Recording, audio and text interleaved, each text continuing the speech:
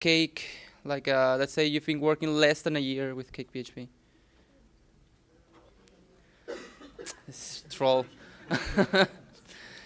um, let's say 2 years working with Cake. 2 years working with Cake. Okay, fine.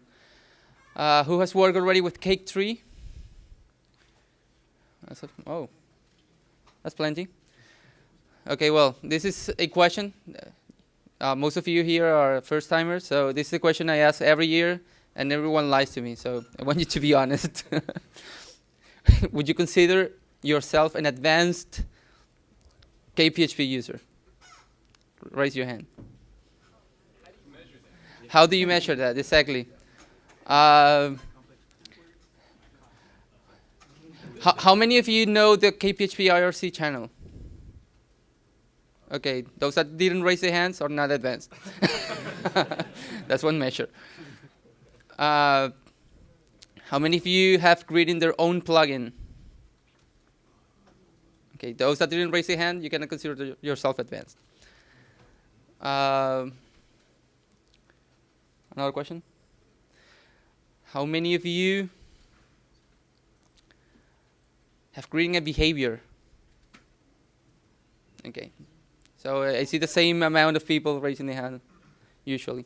So if you consider yourself advanced somehow, or you do not want to go over the basics, going over the basics is nice because you will learn from the scratch how to structure a CakePHP application and the whys. So why do we do this like this? Why no God that way, etc. So if you want to go over that, then stick to Jorge's workshop. He's really good at that. Otherwise, if you consider yourself a bit advanced, I'm going to gather a group and give them tasks while Jorge is talking. The task will be sort of like, let's create a plugin, let's create a behavior, let's do some hands-on stuff on Cake 3. Okay? In the afternoon, yes, a question? What if we need the description for advanced for version 2 but not for version 3? That's fine, then you're advanced. You can learn the Cake 3 stuff on the fly. It's not that difficult. So in the afternoon, I will take over and I will show some of the work that the advanced group has been doing and continue from there. Okay? So I leave you with Jorge.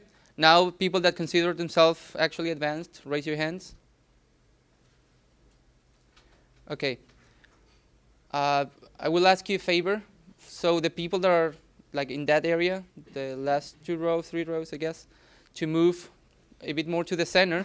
And the people that raise their hands, let's go there. And I will give you the task there. Okay? Thank you.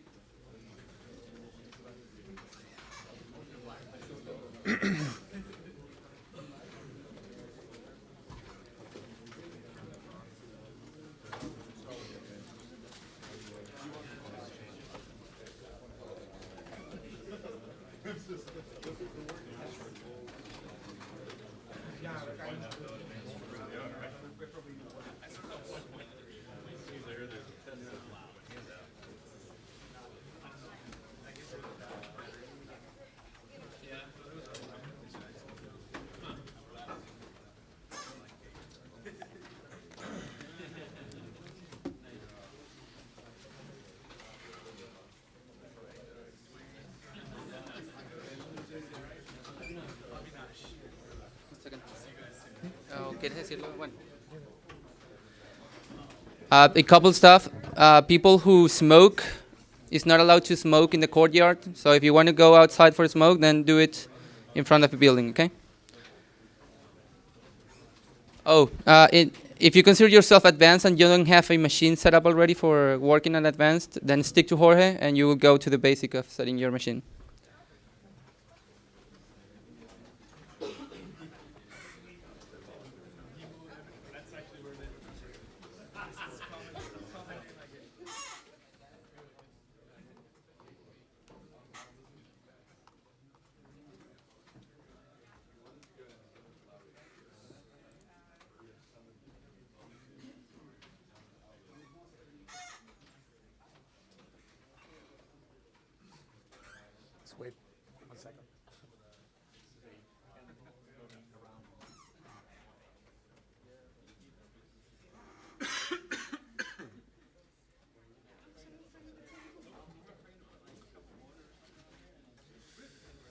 Okay.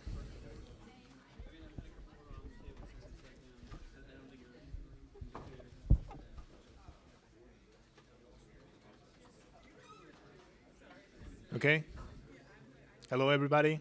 Welcome to the basic workshop again. For those of you that don't know me, I'm Jorge González. I'm usually running the CakePHP Foundation training sessions. I don't know if there is anyone here coming from the training sessions or not. But well, cool. A little bit. Okay. Sorry. Sorry for that. You hear me much better now? Okay. So yeah, well, about the basic workshop we're gonna cover today and tomorrow. This is a 2-3 hour session. The objective we have for the basic workshop is to cover all the layers in the MVC for CakePHP 3. I'm also going to point the changes between CakePHP version 2 and CakePHP version 3. So if you're familiar with 2 but not so much with 3, it is a good opportunity to catch the changes on the way.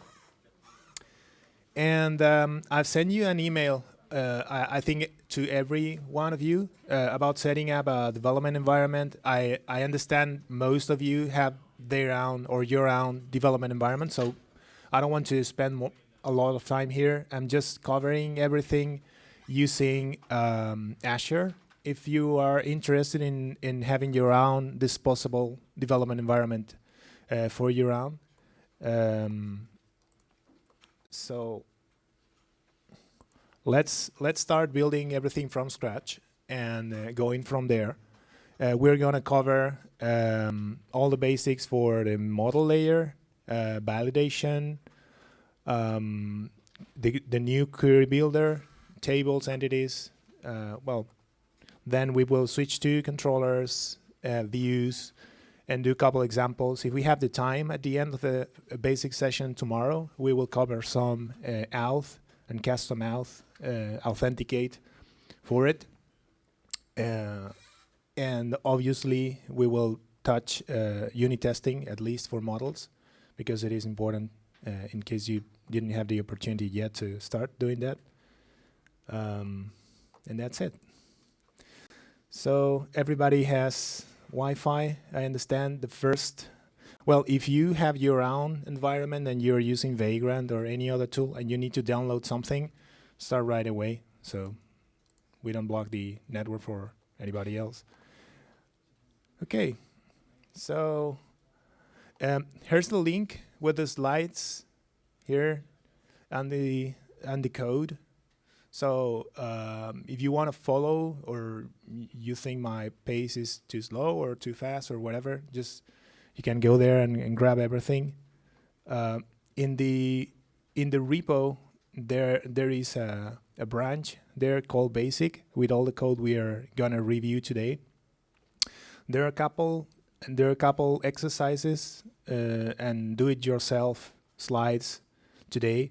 But the basic workshop is mostly Railroad, so I have the opportunity to explain everything, and you get the idea about several places in the CakePHP framework. There are some signs in the slides. The stop sign when there's a very important change from 2.0 to 3.0. Then we have the crocodile here sign when things are refactored or different from 2.0 to 3.0, and then the blue icon if not. So, well, I'm gonna do this quick so we don't spend too much time, but just to show you.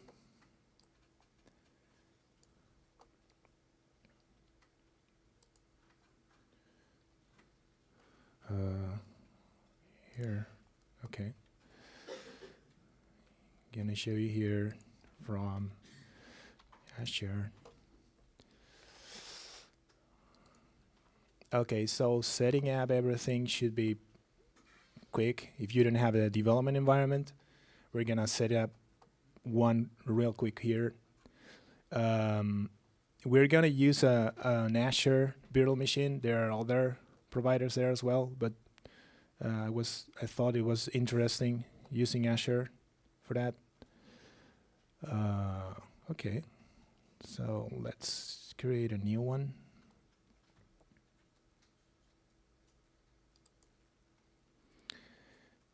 Virtual machine from gallery. Ubuntu.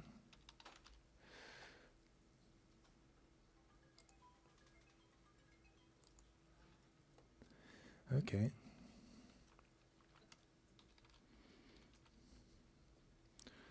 Like this.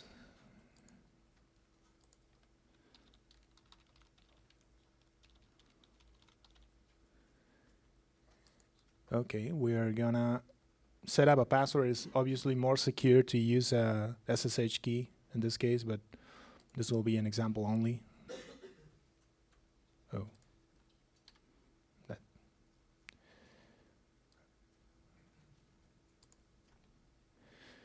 We need to set up an endpoint. I'm gonna set up an endpoint so I could put the CakePHP server listening in port 8080 in this virtual machine, and it is mapped to port 80, so it is the standard public HTTP on the DNS.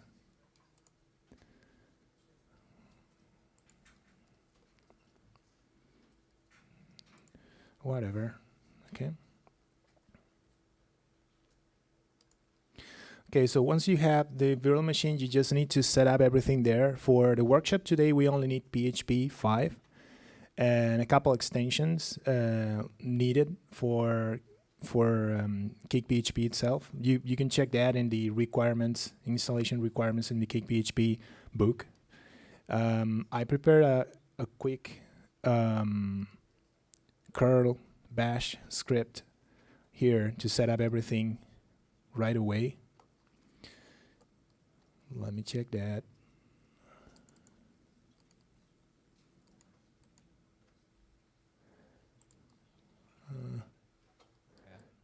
Yeah, it is starting yet.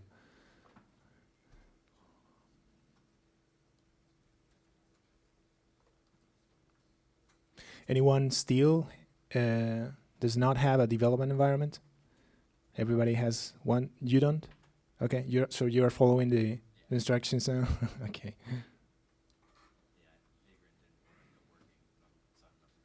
Okay. Well, it takes a couple. I have another one, so we don't need to wait for it. So let me go to this one that is already set up, and the rest of the things here.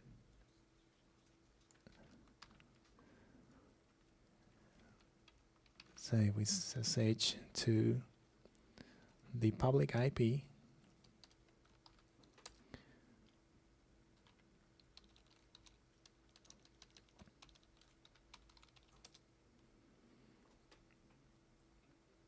Okay. So now we only need to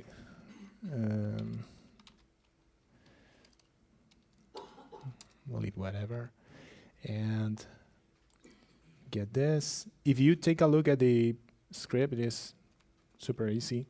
So if you want to do this manually, it's not a problem. We're just downloading and upgrading, well, mostly downloading a couple PHP 5 extensions, MySQL, the Intel extension for PHP 5, and setting up a MySQL server there in this virtual machine, then downloading Composer and using Composer to install a new CakePHP or create a new project based on the CakePHP app repo. And then we just need to put this to work, running a server, cd cakefest, and bin cake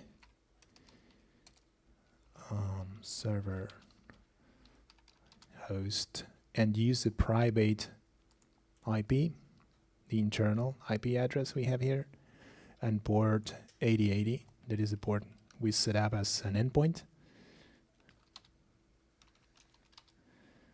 This way. Okay. Well, I have another one already listen here. Let me check that.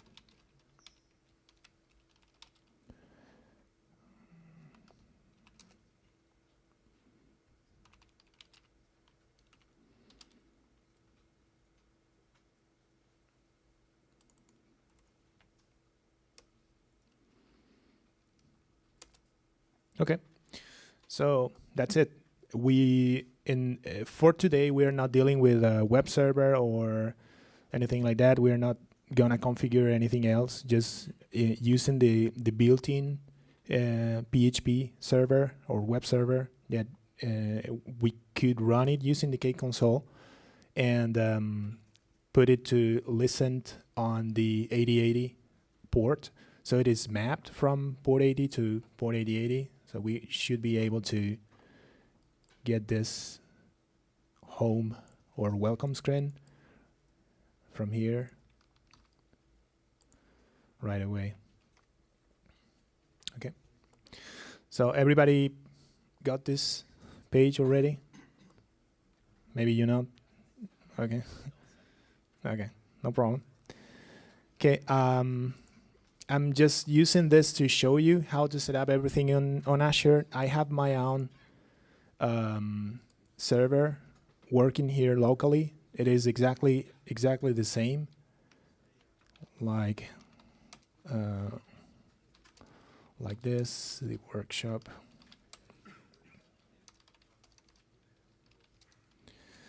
CakeFest and CakeFest, and we have in Cake server.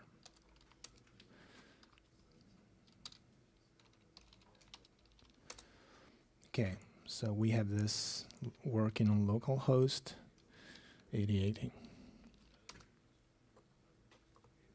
Okay, so okay, once we have a working development environment, we can start the workshop. Okay. Anyone here not familiar with Composer? First time with Composer ever? Okay, 3. Okay. A quick introduction about Composer. I'm not gonna spend too much time here, but think about Composer as a package dependency manager. We are using Composer all over the time. We've already used Composer for setting up a new CakePHP application with a create project we did before.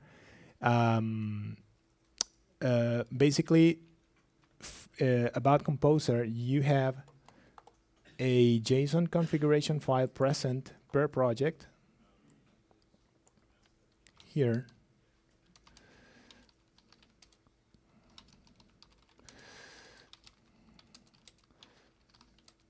Okay. For every project, you will have a composer.json file present and usually composer.log file. If you take a look quick at the composer.json file, well, the only thing here is this is the default composer JSON file created by the skeleton application. And you just have here a list of all the required packages and versions. So using Composer, you can get or retrieve dependencies very easily. It will take care of managing those dependencies because some packages depend on each other, and you could have a very complex tree there of all the dependent packages in your project. You just need to put here the name on the left of the slash is the vendor name, the right of the slash is the package name, and then you have the version. The tilde here means anything up to 3.0, but below 3.1. So we keep the same minor version in this case. Well, in this case, we don't care any 2 point whatever version for this package. And in this case, we don't care any version at all. We just get the latest version available. There is a backup service for Composer. It is the packages.org website where you have the list of all the packages and where you can upload new packages. So, well, Composer will ping packages by default to retrieve all those. that's a quick intro. I don't want to spend time here. It is fairly complex when you get into it, but for us, it will be a very easy way to download whatever is required for your project, and also very easy way to reuse all the plugins and all the packages. Just you need to go to the composer.json file, add the package there, run composer, update, and everything's installed for you. So you don't need to worry about that. Another good thing about Composer is it is managing the auto loading of classes. So you don't need to worry. Well, if you respect the correct place to put the class in, Composer will handle that for you. So you don't need to use or require or anything like that. Composer is doing it for you. And well, the first time you install using Composer, Composer will create a .log file with the exact version of the repo you are using, or the library or the dependency you are using in your project. So it is a good practice to upload the .log file to your repo as well, to ensure everybody in the team is using exactly the same version of the library. If somebody else wants to update, that's good. You call update. If you call update, you will ignore the .log file and grab the most or the latest version, applying your restrictions for the versions in the required.json. If you just run composer install and you have a .log file, you will get exactly the same versions that are listed there in the log file. Okay. So then what? After running the script, we've run basically one of the steps in the script is running the create project. The create project is basically downloading the app project from the CakePHP vendor into a new folder that is called CakeFest, and then running a post installation script that is taking care of fixing a couple permissions there and generating a salt for you if there is no salt available, and well, basically all the stuff we had to do on CakePHP 2 by hand, it is done by a post installation script here, and all those kind of problems with I don't have permissions right there and things like that are solved as well. So it's not the best.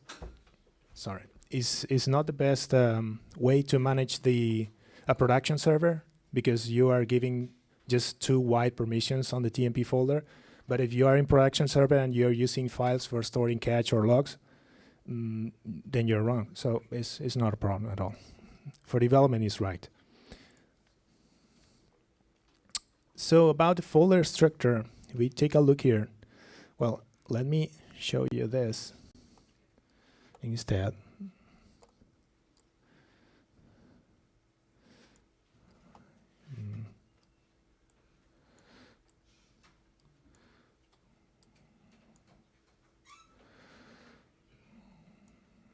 Okay.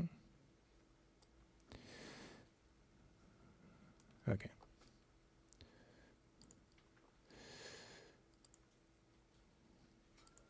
Okay, so here's the name. Here's the new folder structure. It is quite different from 2.0. I'm gonna point you a couple differences here. The new SRC folder here, holding all the code basically in your application, your console, controllers, models, templates, etc. There are new folders as well. There are folders that change the name. For example, we have the view folder before that is changed now into two different folders, the template folder and the view folder, for storing different things. Basically, all the view templates, the CTB files, are now stored inside the template folder, as well as the elements and the layouts, etc. And we have the webroot that didn't change, and we have specific folders now for TMP and logs outside of the app, or previously the app folder before in the CakePHP 2. Obviously, we have the composer JSON and log files, and we have a vendor folder to store all the composer related stuff. So basically, we're keeping a similar structure, but breaking some folders into more detailed parts, like the view in this case, and also the model, because of the huge changes introduced in 3.0 related with the ORM. Now inside the model, we have an entity folder and a table folder. Okay. So we get to the welcome screen. The next thing we do is usually fix the configuration files, because we will need to use somehow a database for the session today. So I'm gonna create a new database locally and import a database dump. I already did that, so just go ahead and import a dump we have here in the CakeFest 2015, this file here. So I think I have something here like curl. Yeah.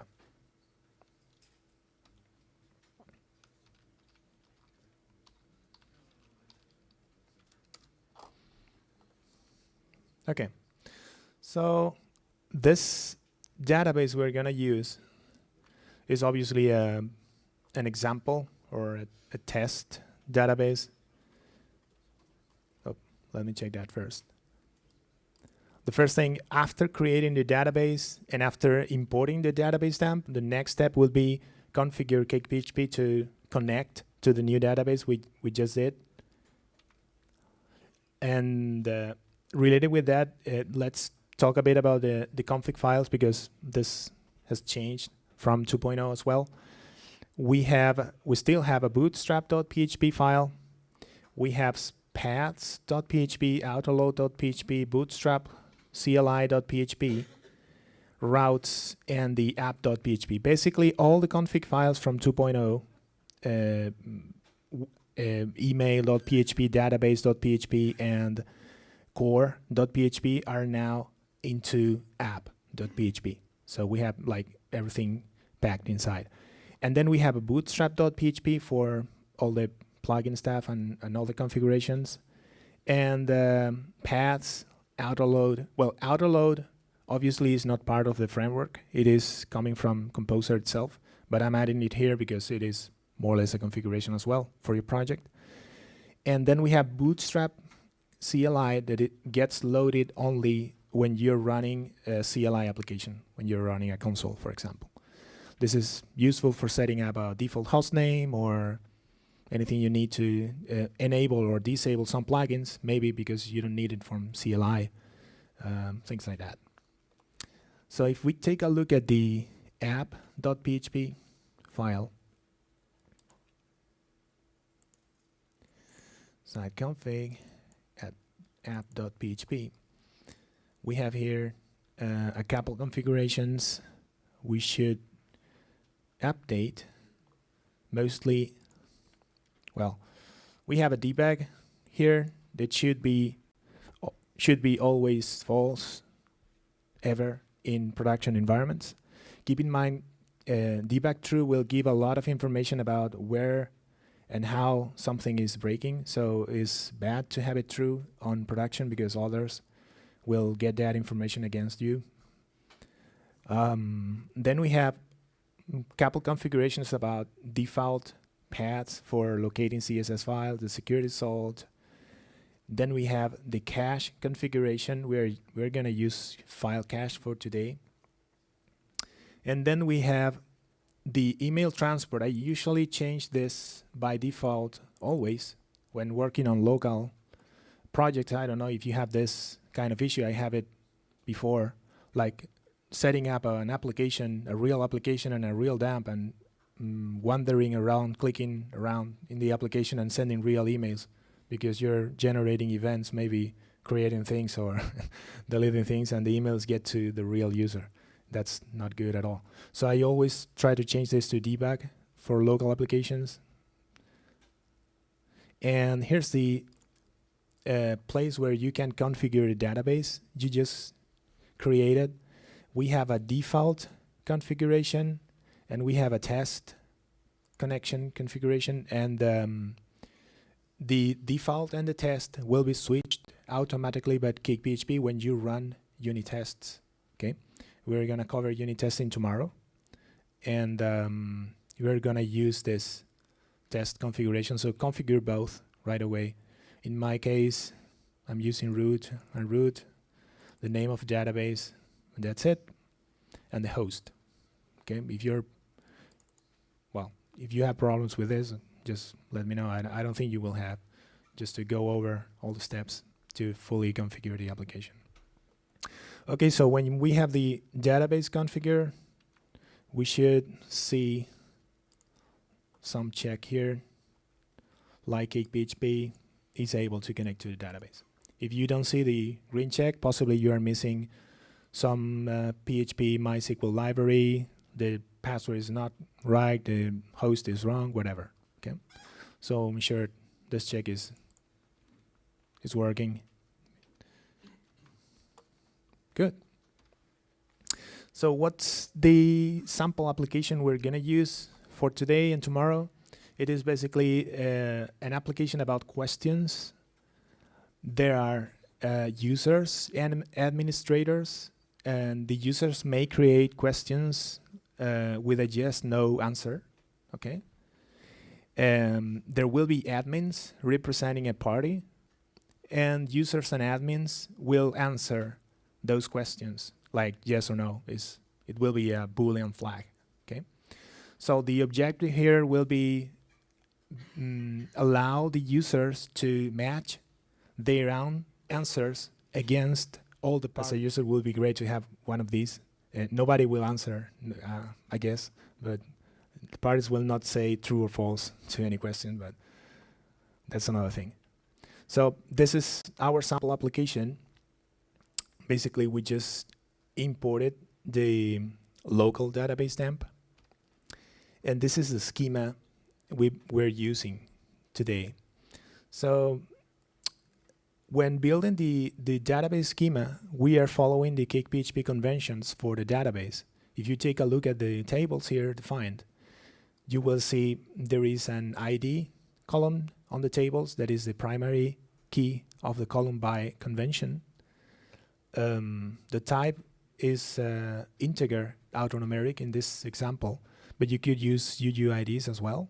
If you want to use UUIDs, you just need to switch integer to char 36, okay? And CakePHP will detect that and generate the UUIDs automatically when inserting new records in the table, okay? Anyone here not familiar with UUIDs or questions related? If not, I will continue. Yes, then we have a name field on the tables. When CakePHP detects a field called name or title, this will be by default the display name of the. Remember, if you created and modified columns, they are also following conventions, and CakePHP will detect that. Now in CakePHP 3, there is a trait for that to detect the created and modified and take care of injecting or updating the modified date when you change anything on the row. Okay. Cool. So next step would be, let's bake everything. Okay. CakePHP provides a console. Yes. Yes. I'm on slide. First bake. Is this one.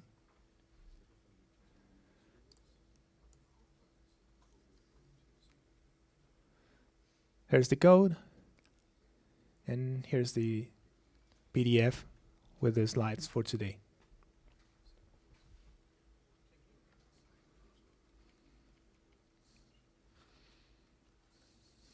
Okay. So next step would be, let's bake everything. Okay.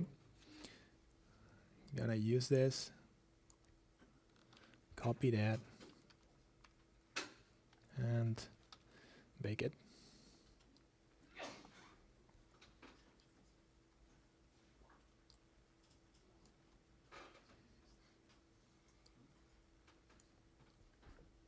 So CakePHP provides a console that is the Cake console. It is a set of tools and also a mini utility class that you can use to create your own shells.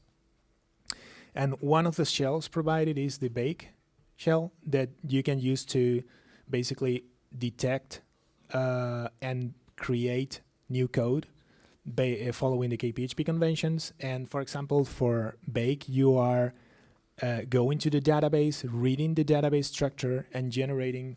Hello. Yeah. Okay.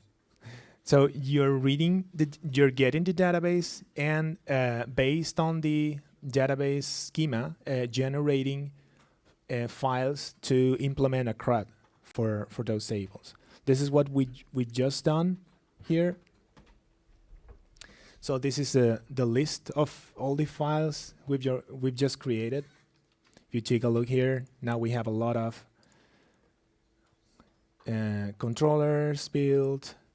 Well, everything built from the structure we have in the database. Okay. So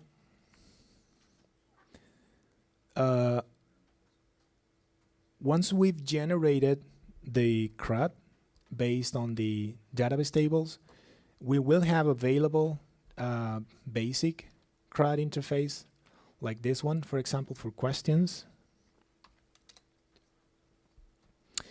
This will map the index view of the questions controller, and here we will have a very basic interface, web interface, where we can view all questions, edit one specific or view one specific question,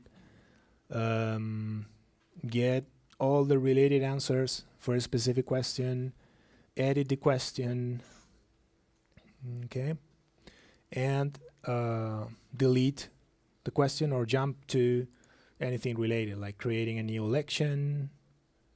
Well, all of this code is generated by the Cake shell, the Bake shell, sorry, and this is generated and it is working because the database is following the CakePHP convention. So Bake understands the structure of the database, the schema. The tables are named in plural and underscore. There is an underscore ID field to create associations between the tables. And because of that, Bake is able to understand the structure in the database and generate all these files. Okay. Cool. So understanding the CakePHP request flow and the basic routing we have in the application. For example, for questions edit 1 here,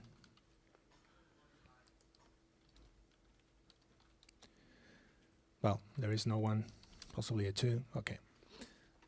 For this URL, what the framework is doing, since I hit this in my browser, when the request is getting to the web server, in this case the embed PHP web server we are using as a backend, the first thing is following the front controller design pattern, we are sending the request to index.php file. Okay, index.php file is located here under the web root. It's this file here. Okay, yes.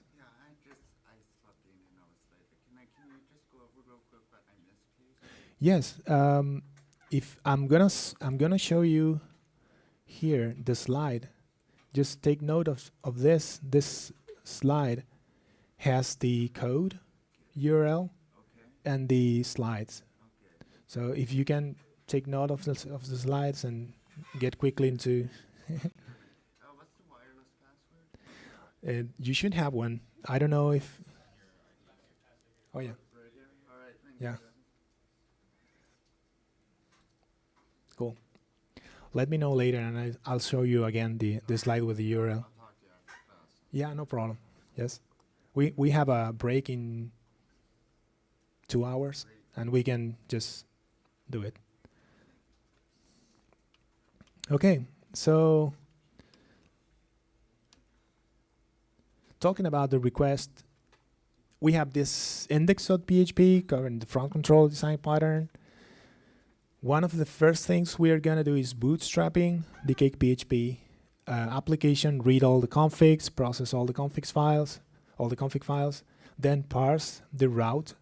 There is an element, there is a class in the CakePHP framework. There is a router class that is responsibility is to convert the URL you're passing into the array of the controller, the action, all the params you're passing, well, processing everything. By default, CakePHP provides a default routing that is configured in every application when you bake it from scratch.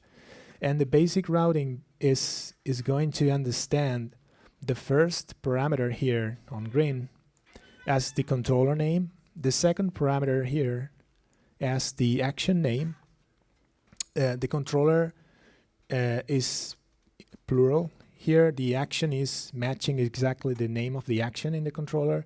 And then we have one or more parameters. In this case, we have only one parameter, that is, his value is 1, okay?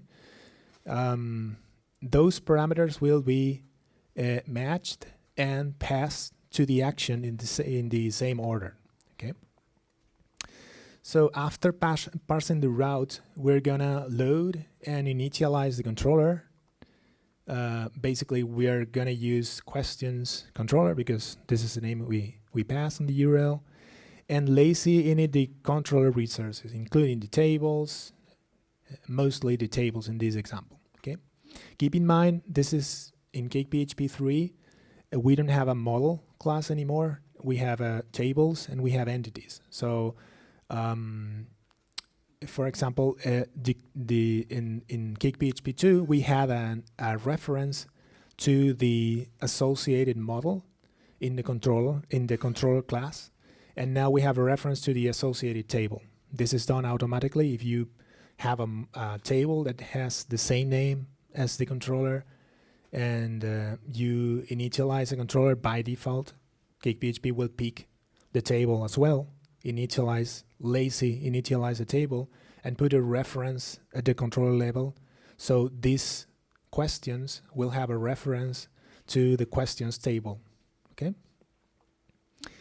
Then what we're gonna do is run or execute the actions in questions controller edit, because edit is the name we're passing here in the URL. And the edit action will do whatever the edit action is going to do. In this case, it will get the data for the parameter ID we pass. If we take a look at that here, if we get to the questions,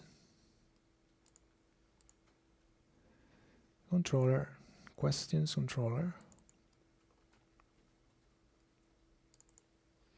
Okay, if you go to the edit action here, you see we declare a parameter here, default null, and well, I don't want to get into detail now in the code, but just to let you know what is happening, so you get the output, the final output you get in the browser.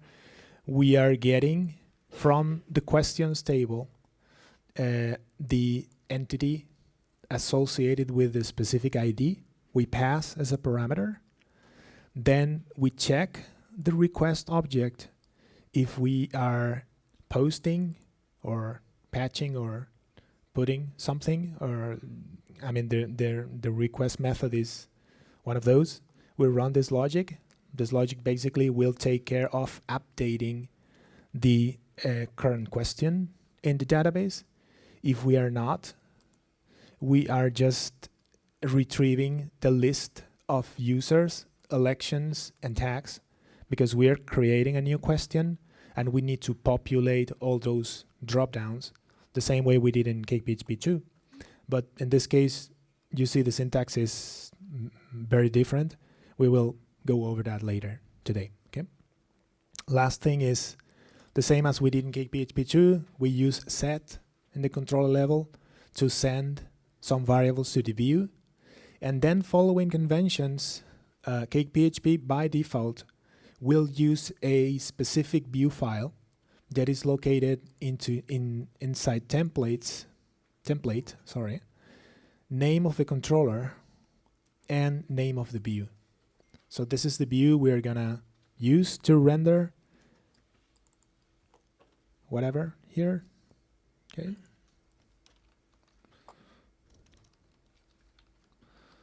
So, well, anything.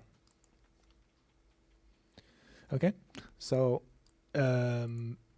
that's it. That's the full flow we're following through from the beginning, from bootstrapping the CakePHP application, getting an instance to the controller, running the specific action, and then using the results got from the action, setting those results to the view, and using the view code that is basically generating this markup we see here as a response to the user. Okay.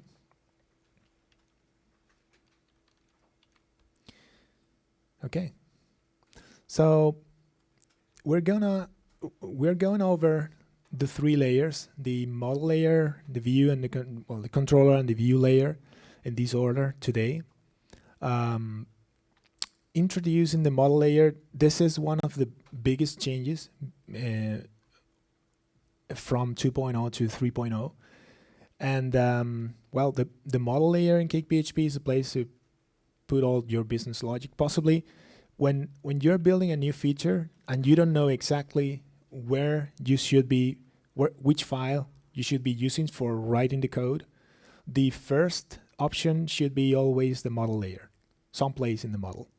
So once you discard that for any reason, then it's okay to put the code in another place. But just try to think about putting all or most of the code into the model layer, so following the fat models, thin controllers mantra, because the model layer is as well is not only the place in the MVC where you could most easily reuse your code, it is also the place where the code is more easily tested, okay? Because other layers, like the controller layer, for example, they have a lot of dependencies from the views, components, the request, the response, the session, a lot of things there. And if you are planning to write unit tests for your applications, and you are, you should be mocking all those dependencies. So it's much better to put the most of the logic into the model layer that has almost no dependencies at all from all the things in the code. Maybe a lib or another model or behaviors, well, something like that. But if you put the code there, you're following the best practices. So 2.0 models are refactored now into new classes. We have the table class that is named as a plural name with a table suffix there, and the entity class. So we could think as if we think about a database, the table is gonna model the table in the database, okay, as a collection of rows, and the entity will model each row of the database, okay? So when you work with a table, you're working with a collection of things.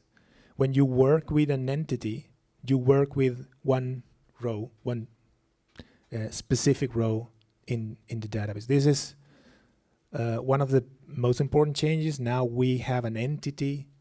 Well, if you remember in CakePHP 2, we have an array for everything.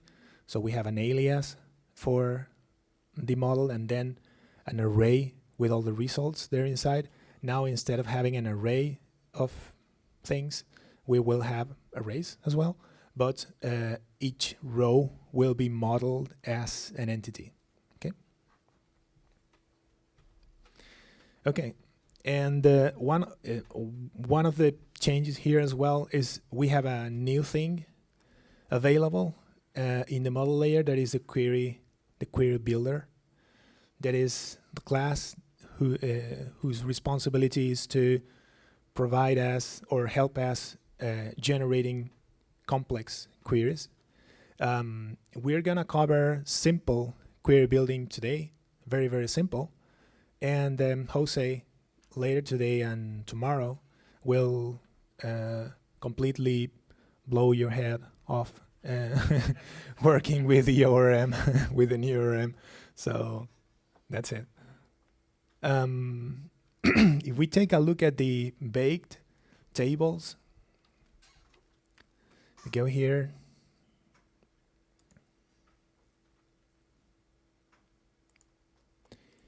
And we take a look at the model folder, for example, the users table here. Okay, this is it. I mean, we will have an initialize method instead of having an array, or sorry, instead of having properties at the model level for defining things or configuring the model itself. Now we have an initialize function to put everything inside. Then we will have some validation default rules, and then we will have some other validation rules, some application level validation rules. We will explain it a little bit later when dealing with validation, but this is it. I mean, this is the way we bake a complete table from reading. Well, this is one of the models in our application that has more associations, so these associations we're gonna cover right now. And then we have the entity. If we take a look at it, the user entity will have just a list of the accessible fields we are gonna use for the marshaller. Okay, we're gonna explain this later as well. But this is it. The entity is almost empty, so we don't have anything there yet. But now we have a place to put specific row level logic into our application if we need it. Okay. So dealing with the tables first, and checking the table definition and the properties we have there.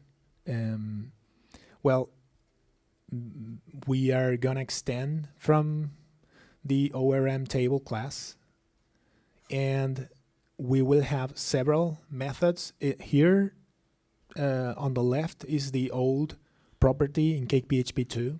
So if you're familiar with it, just it is a way to relate the new way to define the properties in CakePHP 3. So before we used the use table to match against a specific table in the database, and now we use the this table function, and we pass the table name in the database. Okay, this is something interesting for new people coming into the CakePHP framework. Possibly you have already an application somewhere, and you like the way CakePHP or you would like to develop some extension to this application using CakePHP because you feel is faster or you are confident with it or whatever. Well, CakePHP will allow you to configure all the tables using those methods: the table method, the primary key method, and all the associations. So even if you have a weird schema, database schema, maybe provided by some very creative DBA in the past or things like that, you could match that schema using CakePHP and then work with the tables and the entities in the CakePHP way, assigning a right name for it. Okay, so I don't care if the table name is my super users. If the right name is users, I just need to create a table users and set this table my super users. The rest of my application, I'm not gonna deal with my super users anymore. I'm just dealing with the right name. Okay, so this is a way very easily to extend or to write new features in an existing application you have, maybe with another tool or framework, or maybe a simple database, mostly database application, something like you have a database there present and you want to extend some of the features or give others access to some of the features using internet. Okay, so there is no more recursive here. He died from 2.0 to 3.0, and now containable is by default included. Is yes? I was going to ask a question about initializing. I was wondering, you could say a word about initialize versus before filter from 2.0? Well, before filter would be in the controller layer, right? And we didn't have a before filter in the model layer, right? So, but yeah, it is mostly the same. It's like it is called after the constructor. So it's just a place, a utility place. You can set all the configurations there inside in the model layer. There is also an initialize methods in other places of the framework, and okay, good. So, okay, then we have the validation default rules and the build rules, both dealing with validation, and we have the viral fields. You remember in CakePHP 2 we have the viral fields at the model layer. Now this is refactored into entity getters. Okay, so you define, well, now you don't define the viral fields. You just define a new getter, and we will go over that in an example. And you have a viral field that is something that you're generating at the row level with a column that does not exist, but it is a composition of other data you have present there at the entity level. Okay? Good. So going back to it, to the users table, you see here, well, we are using conventions, so I don't care about this. This is like, I could get rid of this and it will work. Because we are using conventions, I could get rid of the entire users table file and it will be generated for me on the fly when I require it. Okay, so but well, it won't hurt you to add it here, and you will add.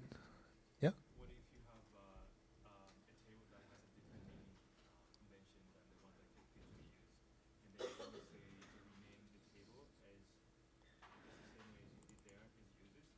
Are you going to reference that one the same way as you references as the conversion way of accessing tables in CakePHP, or would you have to follow whatever schema that this table contains? No, once you define the table here, imagine that the table is my super users. Okay, we have this table in the database. I'm not gonna use this anymore in my code. I'm gonna refer in the queries and in every place as users dot whatever. Okay, so the alias when querying the database will be the name you specify for the table. But what about the primary keys and everything that's already in my super users Mm-hmm. table? Is that going to match exactly as user table, or is it something that you have to follow whatever primary keys or foreign keys that currently resides in super user? Well, in this case, if we have another primary key, we just need to define it here and say primary key or pk users whatever int, because we have, yeah. When you mean tables, do you mean MySQL tables? Yes. So what I'm trying to say is we have a table class that we could configure to match anything you have in the database. And then when you have that match done, you don't need to worry about the schema anymore. Obviously, you have fields there, or columns there that you will need to get access or read or write or whatever. That's it. But for the primary key, or the way the associations are built, the way contain works, the way the query builder is generating the queries, you just need to refer to users in this case. And he will take care of dealing with the right primary key and the right table name when building the query. Yeah. So what about multiple tables? Do you need to define for 3.0 that table, and then when you need to access another table, do you use that table with the new definition? Yes, well, you are talking about associations, right? You have one table and you have another table, and both are associated, right? Through one foreign key, for example. Yeah. In this case, you are defining the associations this way, and we're gonna deal with associations right now. Okay. Any other question? Oh, sorry. The mic forced me to look there, so don't worry if I don't look this way. Okay. Uh huh.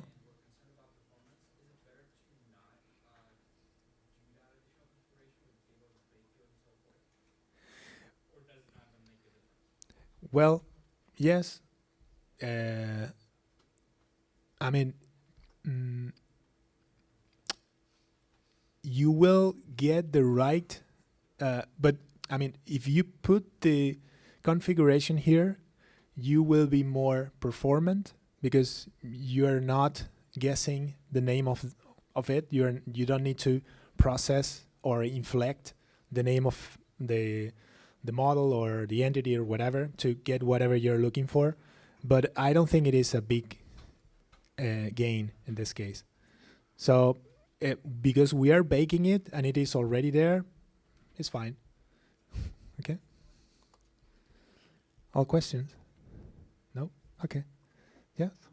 I've never used CakePHP before. Okay. So can you just explain the baking process to me? Yes. Look, the baking process will do this. Will read the database tables you have in the database, and then it will create several files. For example, one controller, one table, and one entity file, and the views for the CRUD operations over the table.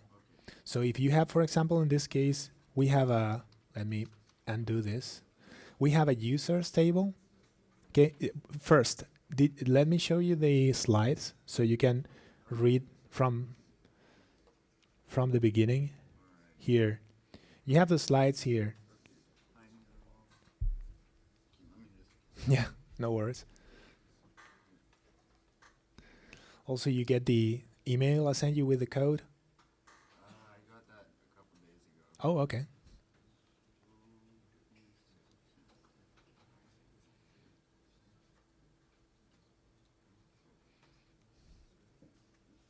Or no, sorry.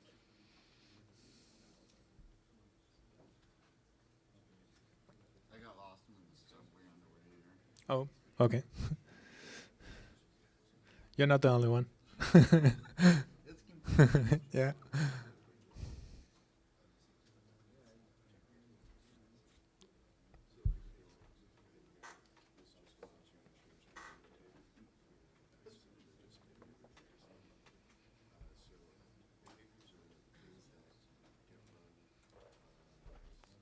Oops.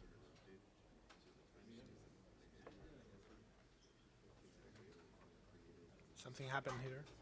Hello? Seems like the power went off there. I don't know. Something I did maybe with my.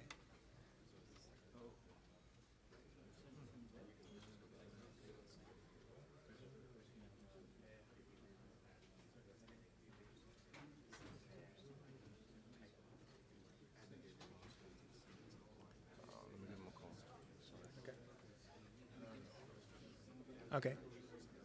Okay, sorry. We have some minor issues here. And you, oh, it's coming back. It's coming back.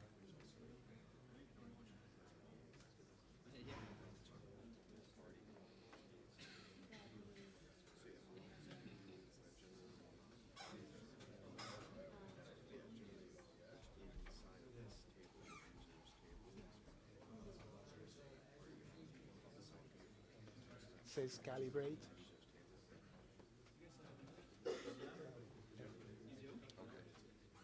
Hit here.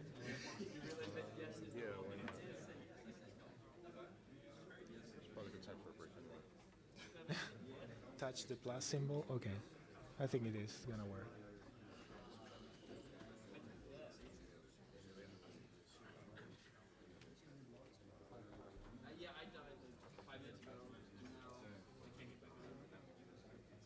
Yeah, it's back. It's back. No worries. The panel? Yes. Yeah, it just came back on.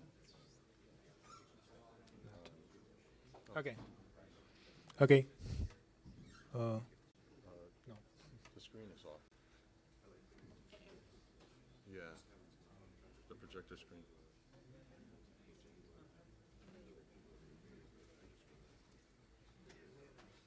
Okay, great. You're sending someone now. With all these people in the room, I don't think anyone can help us. No, let's just wait for it. It's part of the projector. I don't know how to enable that again. What was that? I don't know how to enable the Yeah. output. Aux bit here. You know, I was trying to see if maybe that would wake up the projector. I'm not sure why the projector went off. Well, they're still on. I see the green lights. Who's coming, IPS or? At media. Yeah, they'll be here in like a few minutes. Hopefully.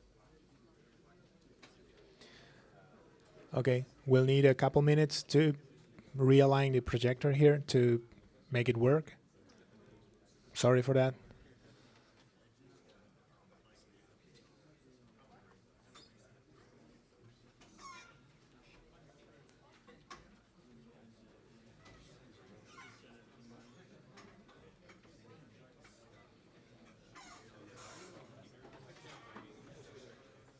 Look now, the way I'm accessing the values, all the columns in the entity are properties, so I can access them using the arrow syntax. Okay, and I'm using true here as a parameter to generate a full URL, because we are sending an email, and it doesn't make sense to generate a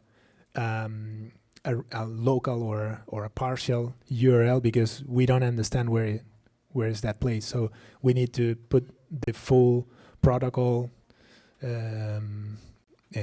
domain name, whatever we need to.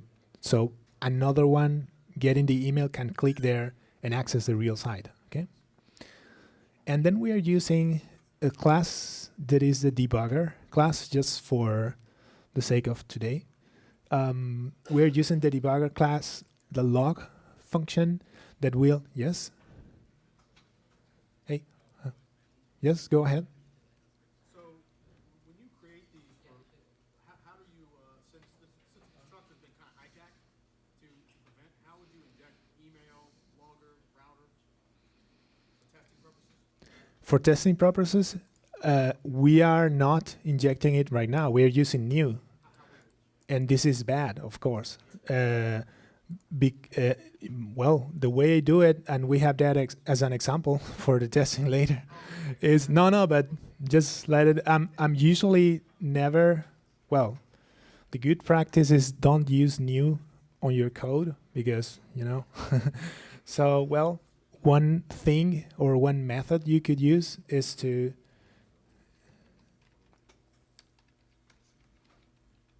do something like that and mock it. Okay. Sorry. Okay. And you could just mock it. Yes, why not? I could use this instead.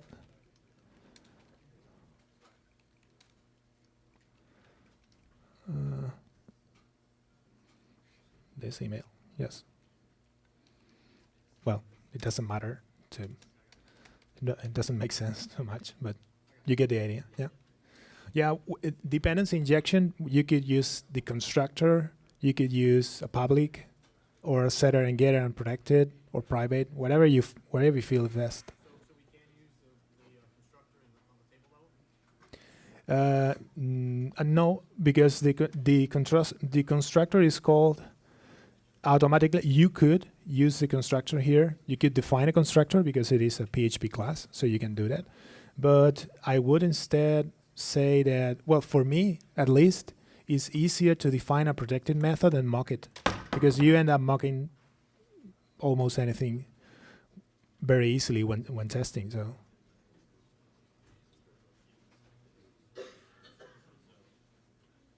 Okay.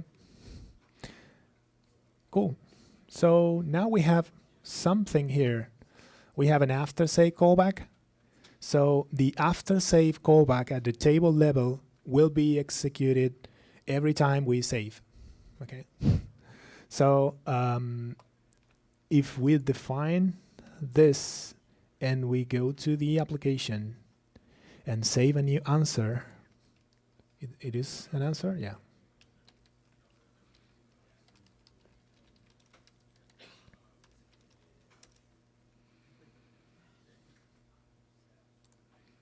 This. I'm missing something here. Oh, it's your fault.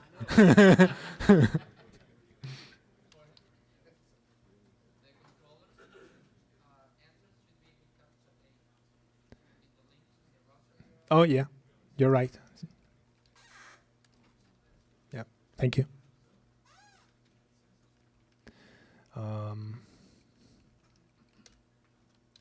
That's it. So, and okay, something happened. Let's check what happened. If we take a look at the logs, we will have a debug log. And here's the log. This is the output of the debugger log. We are gonna log the trace of where it happened, and also the contents we are passing to the log. So we are passing as contents, we are passing the results of the send operation in the email class. So we are getting an array of everything that was generated.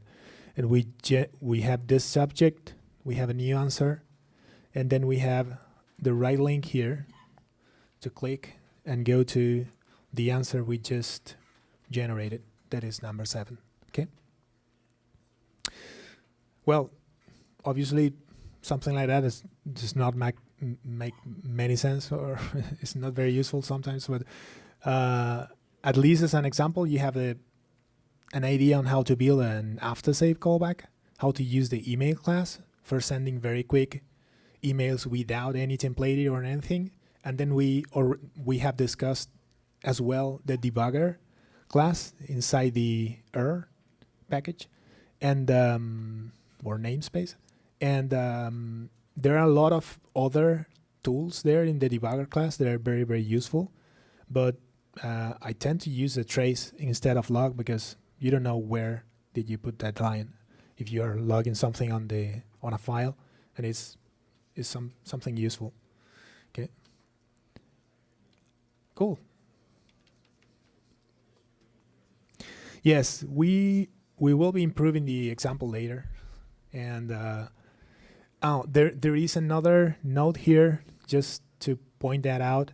It is the use of the message formatter. You remember the double underscore? Anyone here not familiar with the double underscore function? Okay. Well, yeah, sorry. I understand it as a construct method or whatever when creating classes. Well, it was, yeah, double underscore methods in PHP are magical things. So we in CakePHP we use a double underscore method here to as a utility to translate into other languages static content. Okay, so the double underscore will go and check in this specific language file for the key you're putting as a parameter in the method and translate to the default selected language.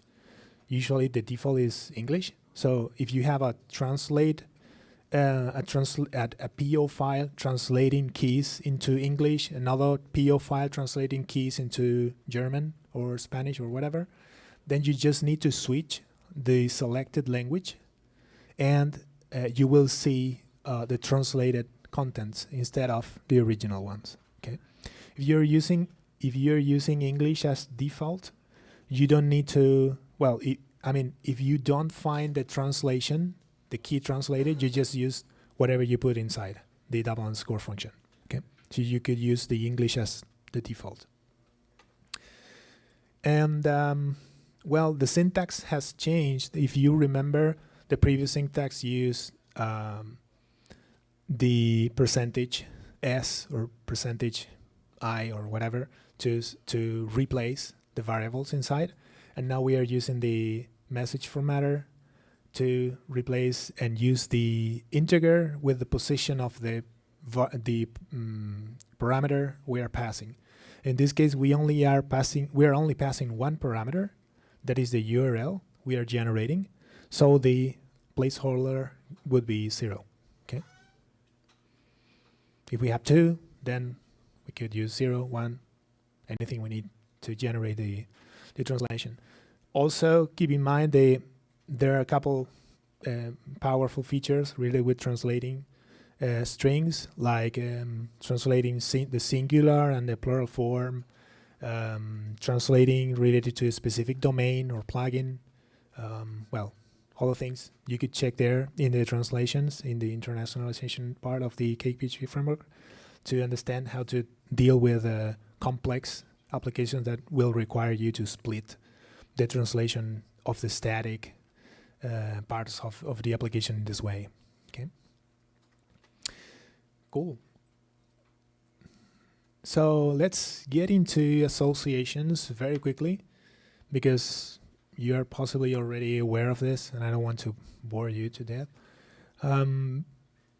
We have several association types. Answering your answer, I don't know if it was you or anyone who asked before about the table was you, yeah. Okay, so we have several common properties we could use to configure the associations. For example, the foreign key and the property name. Okay, and then we have several different types of associations, like belongs to, has many, has one, and belongs to many. Okay, this is renamed. It was has and belongs to many before, and now it is belongs to many. Okay, so all of these associations will have different properties we can use for configure the association itself. For example, in the belongs to, if we open a belongs to association like answers, why not?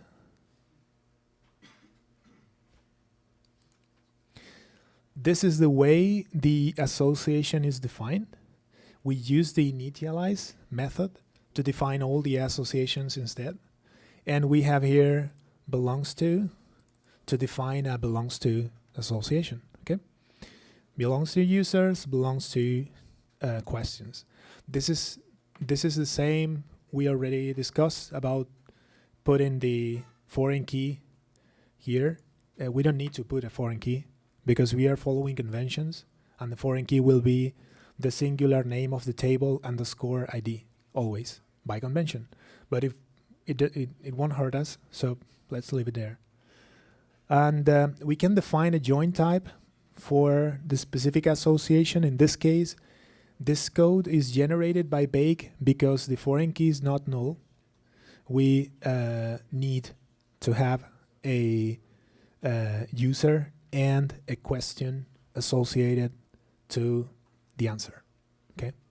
If we define the the association column to null in the database, we don't need to have it inner. We could have it at left because could be or not. Okay.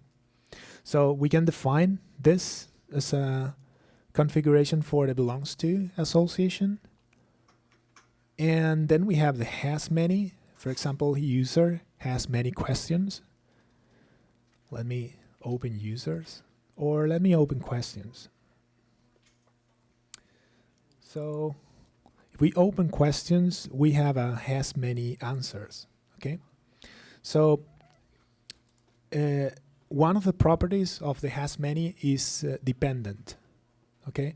With this property, we could configure a cascade delete. When we delete the question, we delete all the associated answers. Because maybe for us, it doesn't make sense to have answers not related to any question in the database, or orphaned answers there floating in the database. So you could do this obviously at the database level, defining a foreign key or a cascade delete there, a trigger, I don't know, whatever you want. But you could do this as well. You could do this as well here, define dependent. True.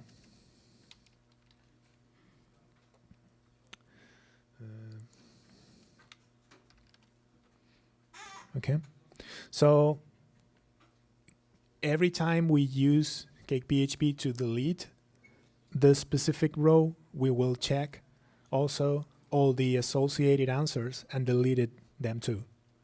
So we don't need to do it manually. Okay. That's for dependent.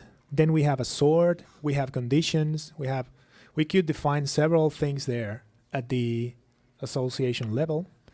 Then we have the has one association. I don't think we have any of those in the schema.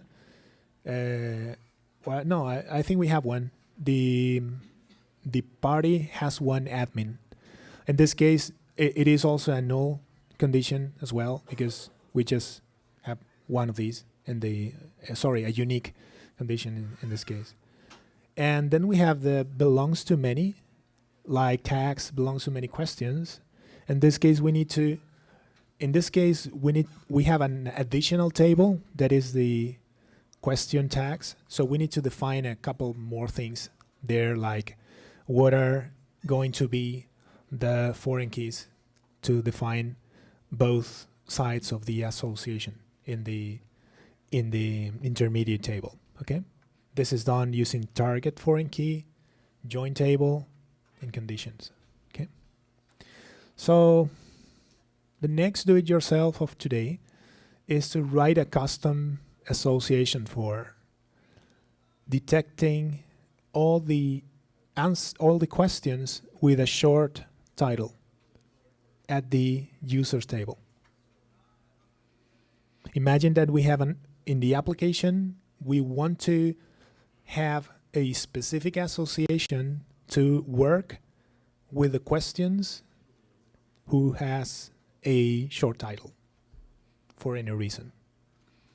I'll give you 1 minute to write that. If you want, go ahead and write it.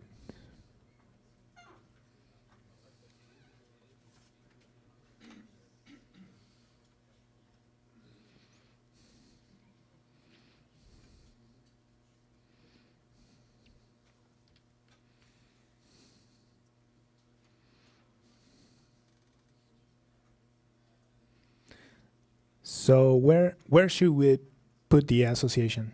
Which class? Which one? I don't hear. Okay.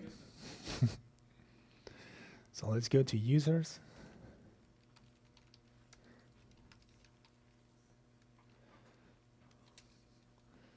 Okay. Okay. How should I start? this. Anyone? Has many. What else? Here's the alias of the association. We could name it whatever you want. So short title. Questions. Why not? And what else?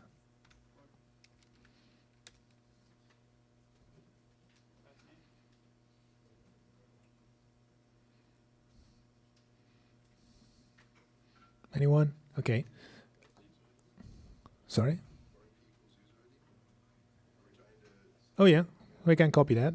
Sure. If you want to delay the real answer, that's good. Huh? The table name is there. Oh, the class name. Yes. Correct. Let me.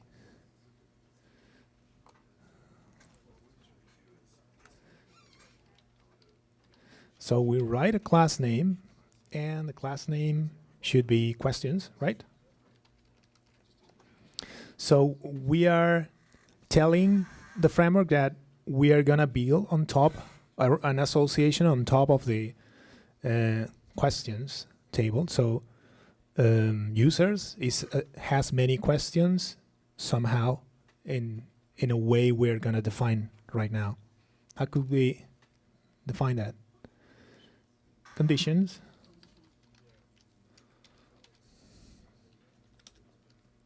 And we need a condition to express the title is short.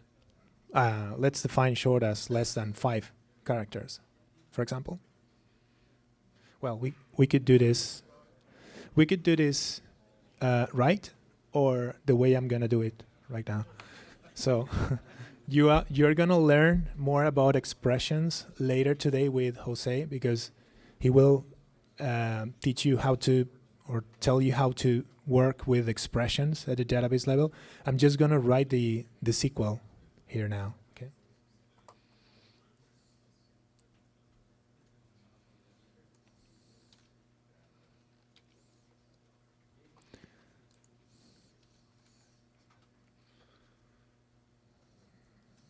Okay. So, well, we're gonna filter this association. Well, I said 5. We're gonna filter the association by short title questions dot title should be less or equal than 5. Okay. Real quick question on that. Earlier you were talking about the dependency where you can cascade delete. Yep. If you set soft deletes, does that soft delete cascade as well? Well, you mean soft delete using a behavior to soft delete? Sure. I'm not overly familiar with the Cake 3, but Okay. the idea of soft deletes, if you set Yeah. one on your entity, does the soft cascade as well? Well, in this case, yes, because you could override the way it is deleted. So instead of deleting it, you set deleted to true or whatever you have in the schema. So you just need to override the way it is deleted for the model itself. So it cascade and you override the delete. Okay. This. Any other questions related with this? So yes. Quickly explain to me the has many method? What? Can you quickly explain the has many method to me? Oh yes. So the has many here. Let's take a look at the database schema. Here's the database schema we imported. Okay. So we have questions and we have answers. So answers do have a question ID field to associate each answer to his own question. Okay. So the questions has many answers. So for every question, you have several possible answers that you could there. Okay. So every time you, because of the dependent, every time you delete a question, you go through all the answers associated with the specific question you're deleting and delete it as well. So there are no orphans there in the database. Okay.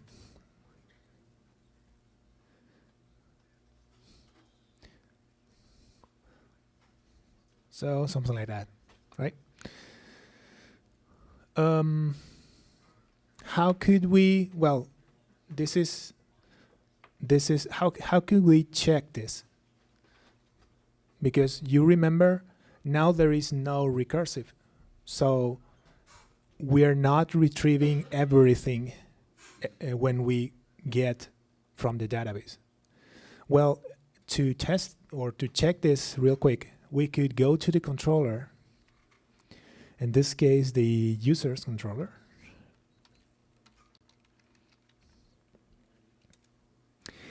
and we could go, for example, to the view action. Take a look at this get method. We are calling the get method on the users table, and we are defining which associations we want to retrieve every time we get this user. Okay, so because now we have a new association, we could go here, copy this, short title questions, wherever it is, and go here and paste it.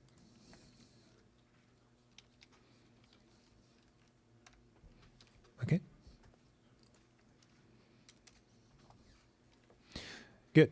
So now we are not only retrieving all those, but also retrieving this new association.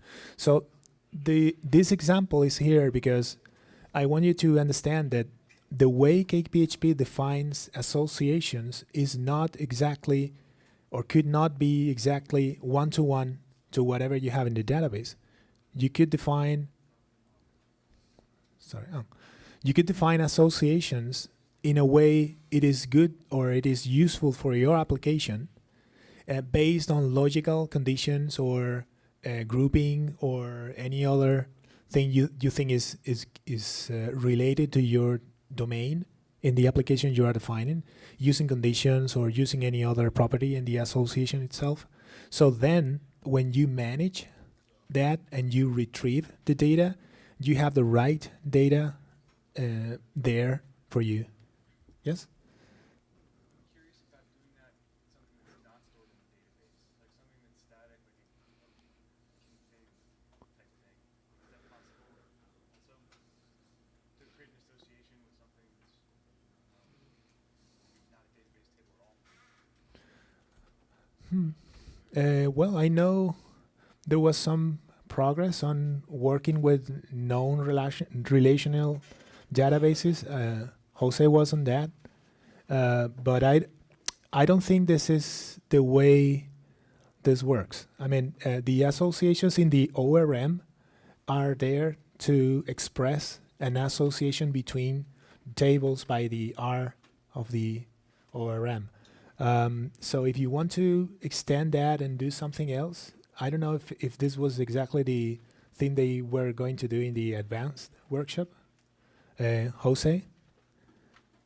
He was asking about the ability to extend or to add an association to another thing that is not a table.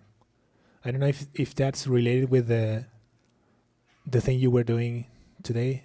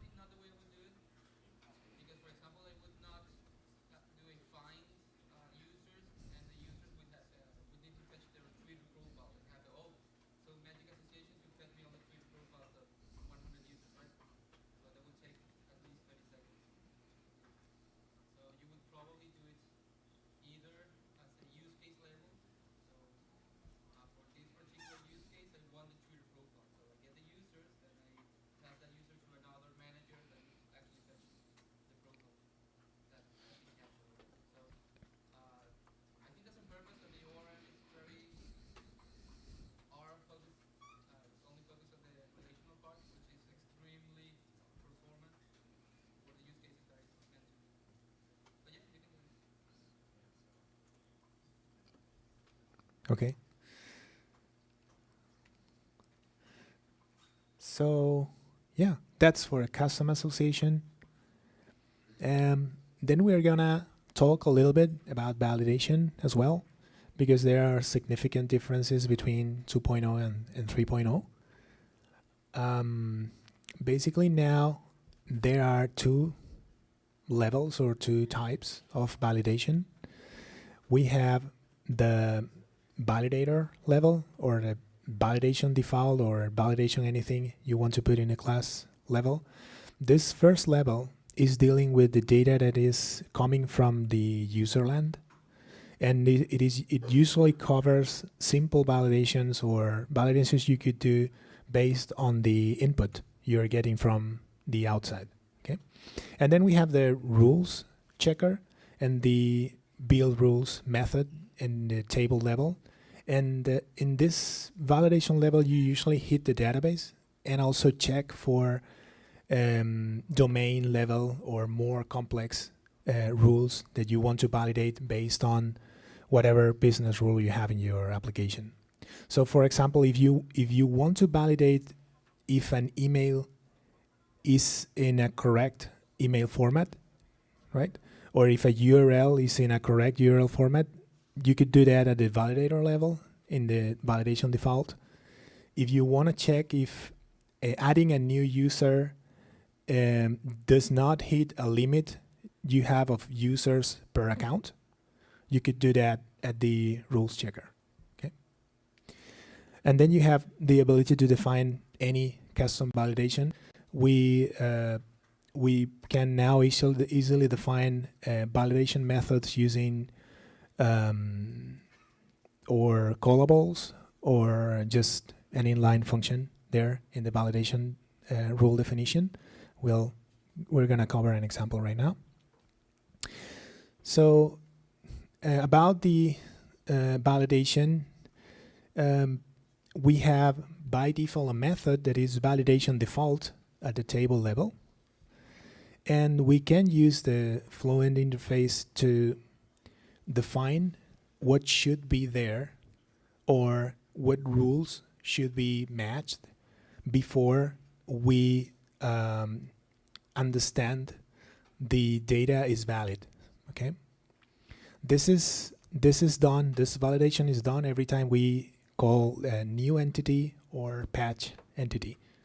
Okay, so we match whatever we are using from the user land, like an array coming from a form or similar, and we check all those and check all the rules defined against all the data in the form data, for example, and based on that we fill an errors or invalidate some of those fields and retrieve those validation errors with a new errors function at the entity level. Okay, let's see an example. I'm going to add some okay,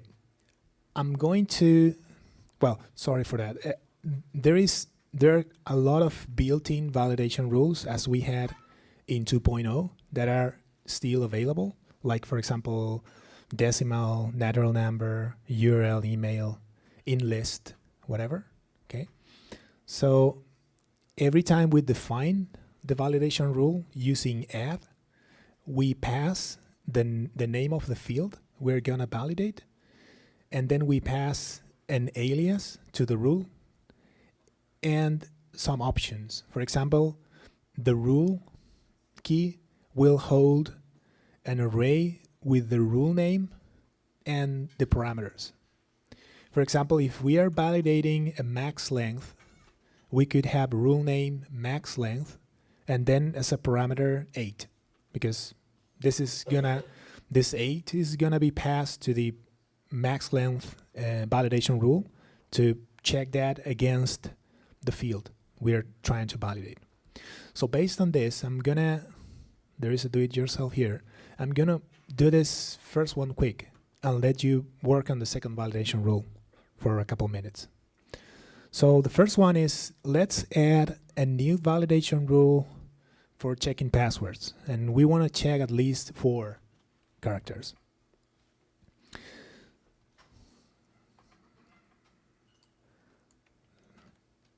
So let's go to the users table,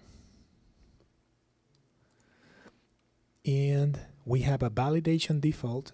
We could have several validation functions here, and every time we create or we hit the new or patch entity, we could define the validator we want to use, because maybe there are different places or different use cases you need to. Yeah. More? Yeah, you could validate several times. Why not?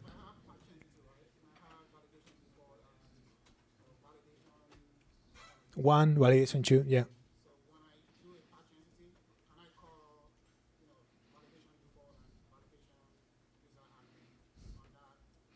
I don't know. I think it is a string right now to pass a validation, but nobody will stop you if you just call validate. And I mean, you build a validator and call validate on that. I mean, you call this specifically the function, but I don't know.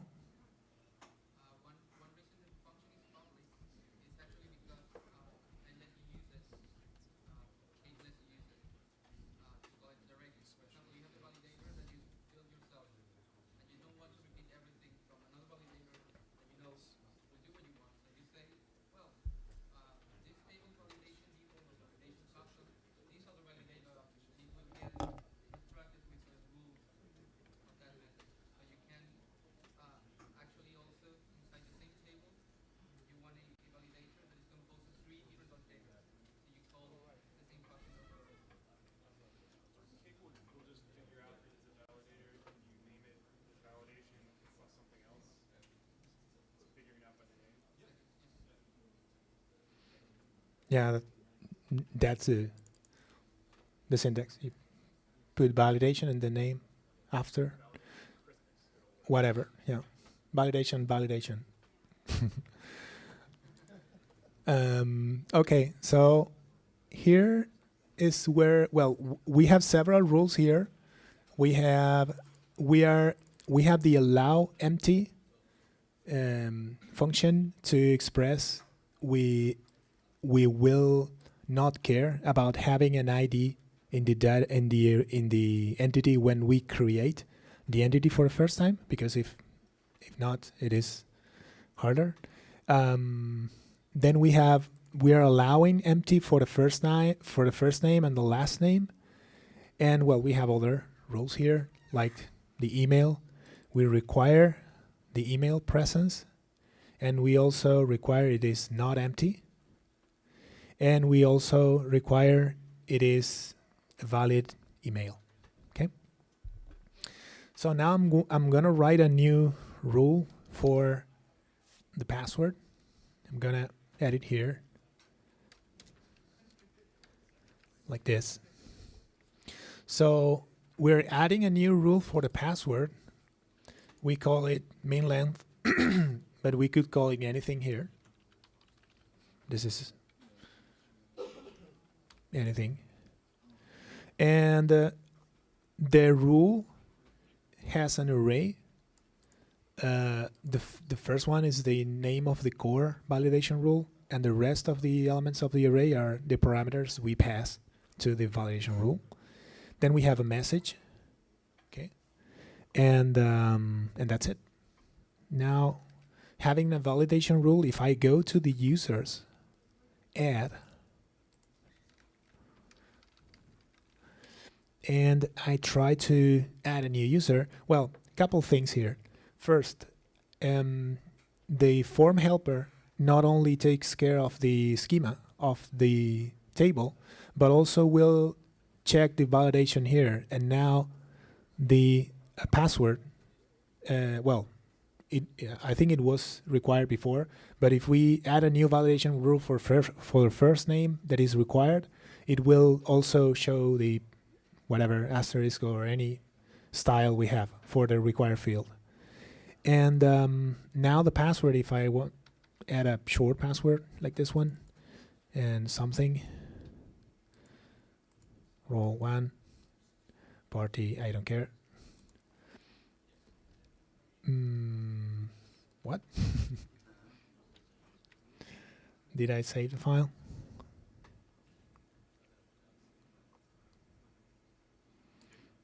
Did it autofill the password? Hmm? Oh. Yeah, that could be a good reason. Let me edit that. Yeah, it is. So, okay. Whatever. And this. Okay. So now it's not valid and we get the right message. So it's a very clear and clean way to define the validation.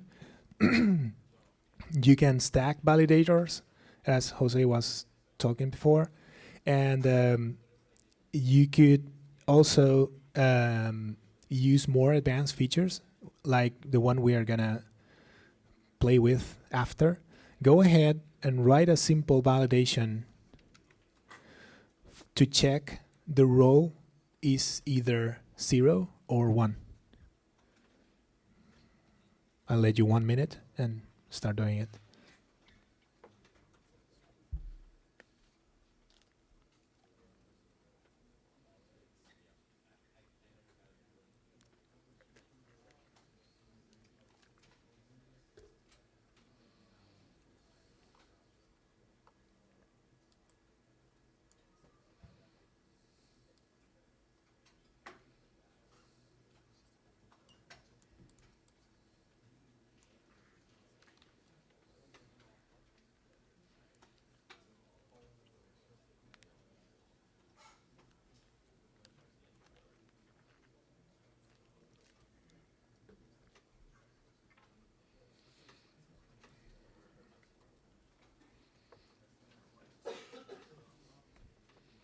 Okay. Where should I put the validation rule? Here, right? Users table. How could I start? Well, here is where all the role validations are. So,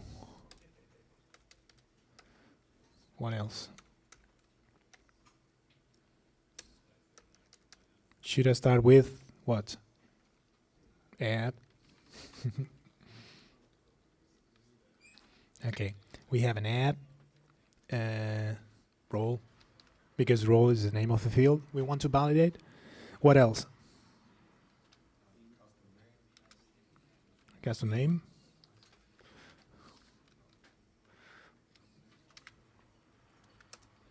What else? Rule. What's the rule? In list. And why not?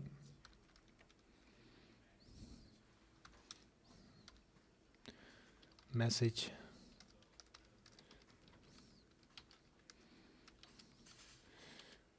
Zero or 1, please.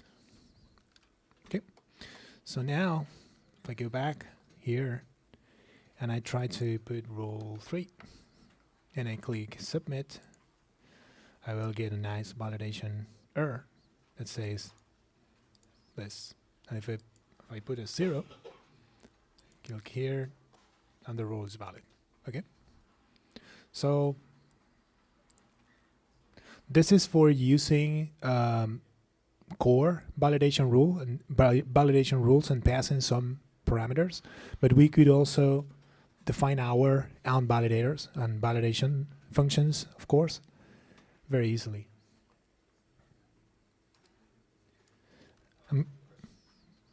Yeah.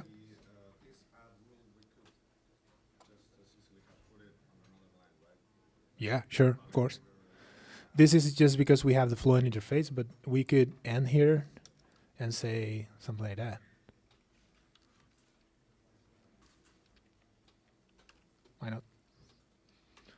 Or like that. I don't care. Cool. So let's add a couple more complex validation rules.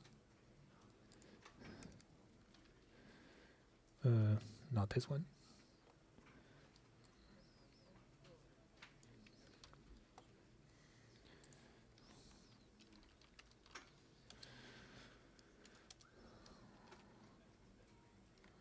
Okay. So this is the way we could define a custom validation rule inline. So we have a rule. Instead of having a callable or the name of the core validation function, we could define a function itself here and pass as a parameter the value we are gonna validate and also the rest of the context. Then do some stuff here and return true or false. We could also, instead of returning true or false, we could also return a message. If we return a message, it's like false, but we have the ability to generate a dynamic message or a dynamic validation message there inside the rule, okay? Based on the context, for example, I don't know. And the last example I want to show you about validation is doing conditional validation. That is something useful as well. Imagine that we that we have a user role that is 0 and an admin role that is 1. And imagine we want to define different security restrictions on the password based on the role of the user. So we don't care too much about the users, but we do care about the admins to have a strong password. How could we do that easily? Well, we have this. Okay. We could add a new rule for the password field, and we have on key in the configuration. So this rule will be applied only when the function matches, only when it is returning true. So in the on function, we are passing the context, and based on the context, we return true if the role is 1. Okay, only in that case. In this case, we are gonna validate the min length to be 8 instead of what was before 4.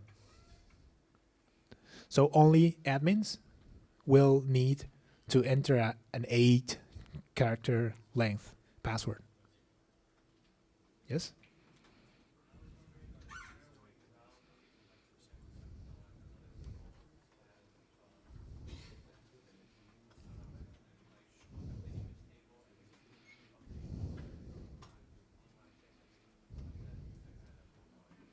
Sure.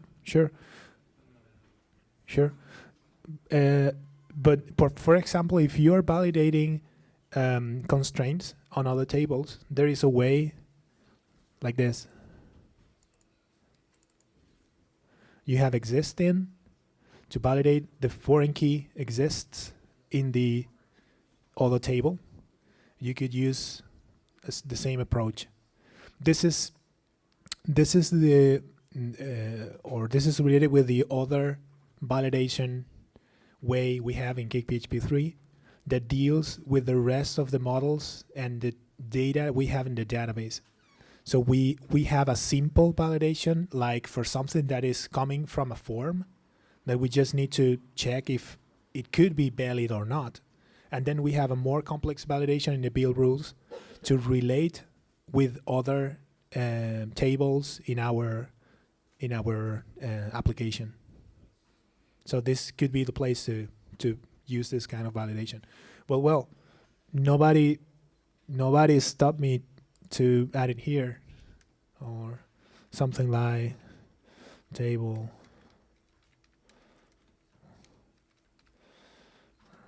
registry get table, whatever. So this is kind of weird, but I could do that.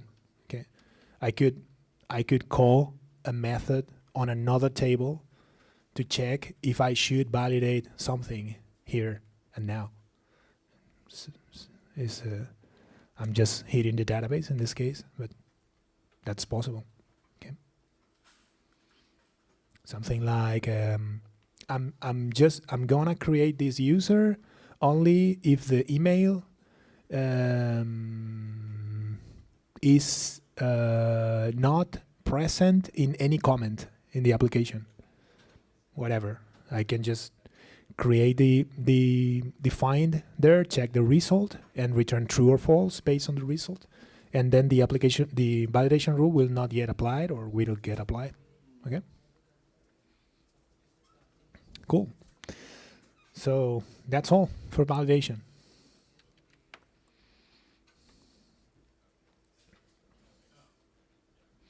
Now we're getting into reading and writing data. That is one of the funny things to do on CakePHP 3. Using the new query builder, we're gonna just explore the surface in the morning, because Jose is gonna deal with the details later today. But I want you to get a couple ideas and have a couple ideas clear for today. One of the ideas is we have a get method at the table level. We can use get when we know the primary key of the entity we want to retrieve or the row we want to retrieve. And the get method will return entity. Okay. Then we have find method. The find method will return a query object. So when we call find, we're not hitting the database anymore. We are starting to build a query that some time in the future somebody will execute and hit the database and retrieve the data. But the query itself is not hitting the database. So we could modify the query first along the application, add things, filters, whatever we need there. And then somewhere in the application, someone will trigger execute or all or to array or something there that will execute the query, hit the database, and return some results. So this is a significant change, and it is important you remember, because calling find will retrieve a query, and then there are a couple methods, well, there are several methods that will execute the query and return some result. For example, we have the first method. The first method will run the query and return the first entity matching this query. Then we have toArray that will return the array of entities matching the query. And then we have count that returns int. Okay. There are also several ways to create those finders. There are some dynamic finders like this one. Find all by email and active and the parameters. So let's start playing with a couple of simple queries and explain how to deal with all these options when you're retrieving data from the database.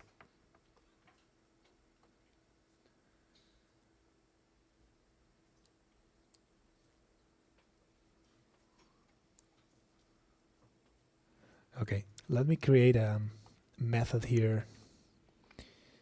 I think that is users. Well, let me go to users controller.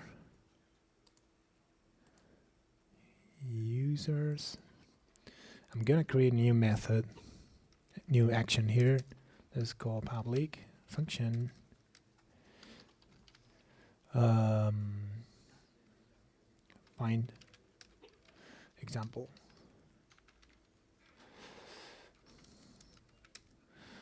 this render false. Okay, I don't want to create a view for it, so I'm gonna call render false. So I'm not rendering any view at all, but I'm gonna keep the layout. So this way I could start and debug some queries like this one, for example. Okay, so we have this query here.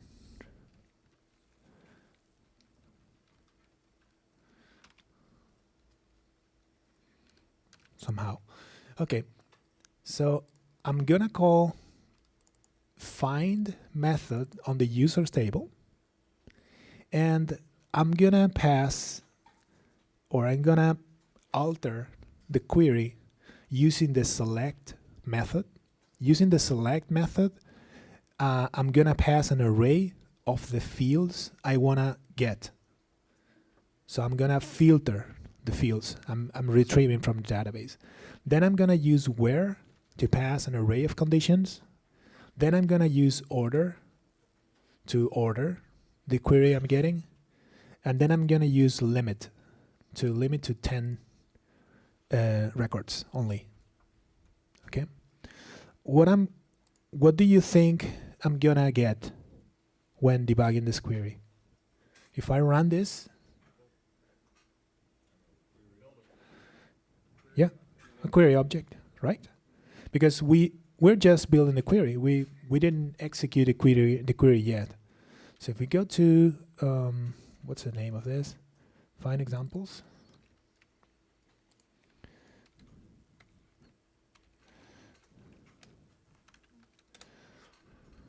We get this. Okay, we are getting a query object, and we are getting the SQL we are just about to hit to the database. Okay, we get the parameters, default types, related. Well, we get all the data that is related, and the query builder will use when later on we execute this query. But we are getting a query. And we are not hitting the database yet. Okay? Good. So what happens now? We are getting results. How? We are gonna get an array of entities. So we get an array, and we get all the entities matching the specified query. In this case, we have two users. This user here, and this other user here. Okay. And what happens now? We get entity only. Okay. And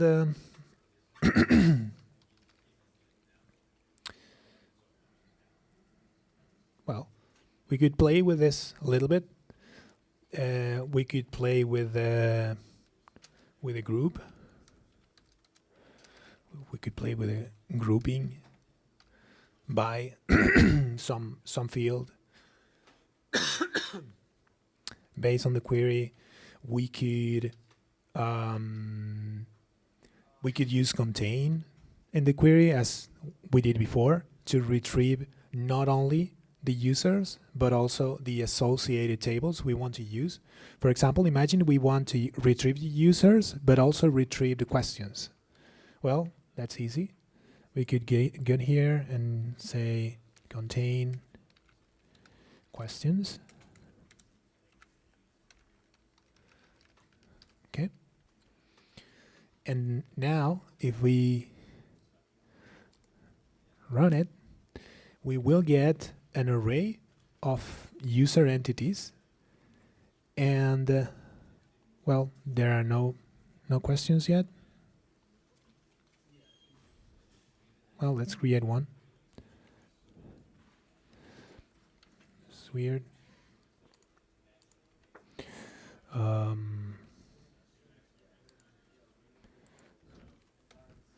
questions, and there should be a question there. Question 1, John Smith, whatever. Oh, there are. So, because of the limit, possibly the user is user 3. Okay, sorry. The role is 0 for that user. I was filtering by role, so I didn't find it. Okay. So if I go back and say something like users, find example. Okay, then we will get the user entity, but there inside there will be the question entity as well. So all the associated tables will be marshaled into the associated entity. So we can work with entities all the time. We don't need to worry about arrays or things like that. Those are objects. So they could be also, they could have their own methods, their own logic, their inside we could use while retrieving the data. Okay. And then we have the hydrate method here at the query level. Yes?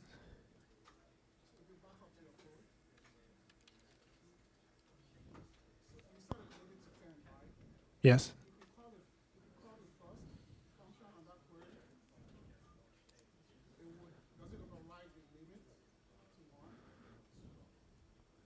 Yeah, well, it will return an entity instead of an array.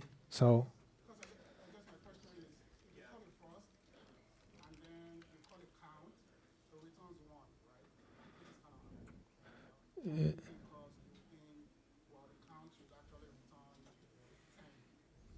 oh, you mean first and count? Something like that? No, you cannot. Okay, so you are limiting to 1 and then running count, for example. Yeah? Yeah? Yes. Uh-huh.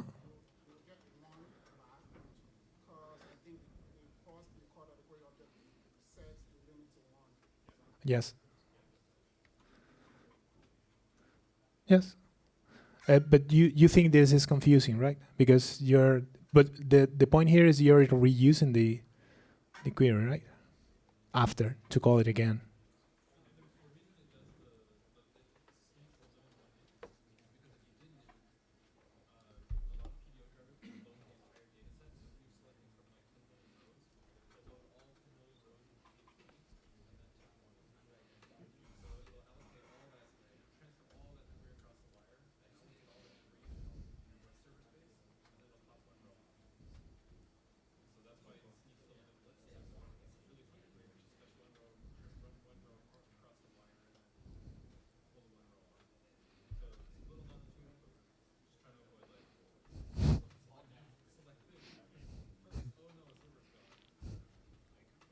Okay. Cool. So about hydrate.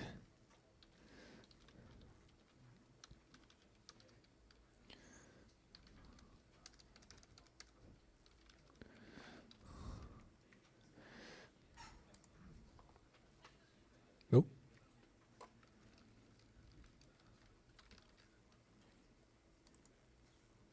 Okay. Well, we need to array, for example.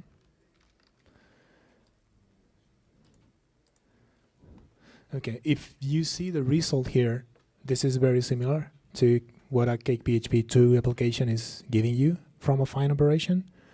And we are basically ignoring the entities and just returning everything using an array format. We're just not marshalling the results into entities. Okay.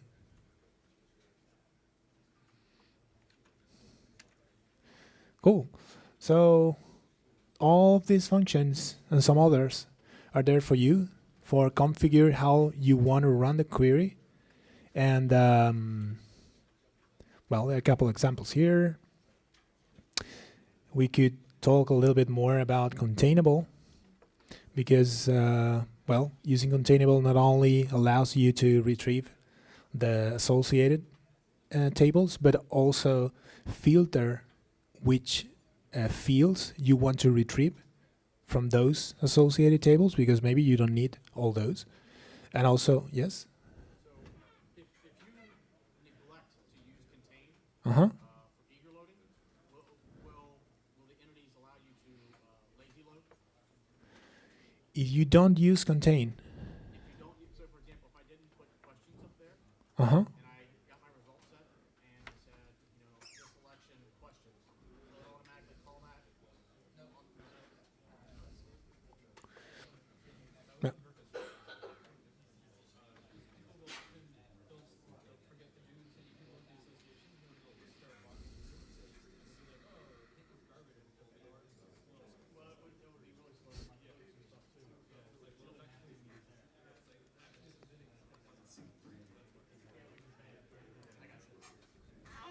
Yeah.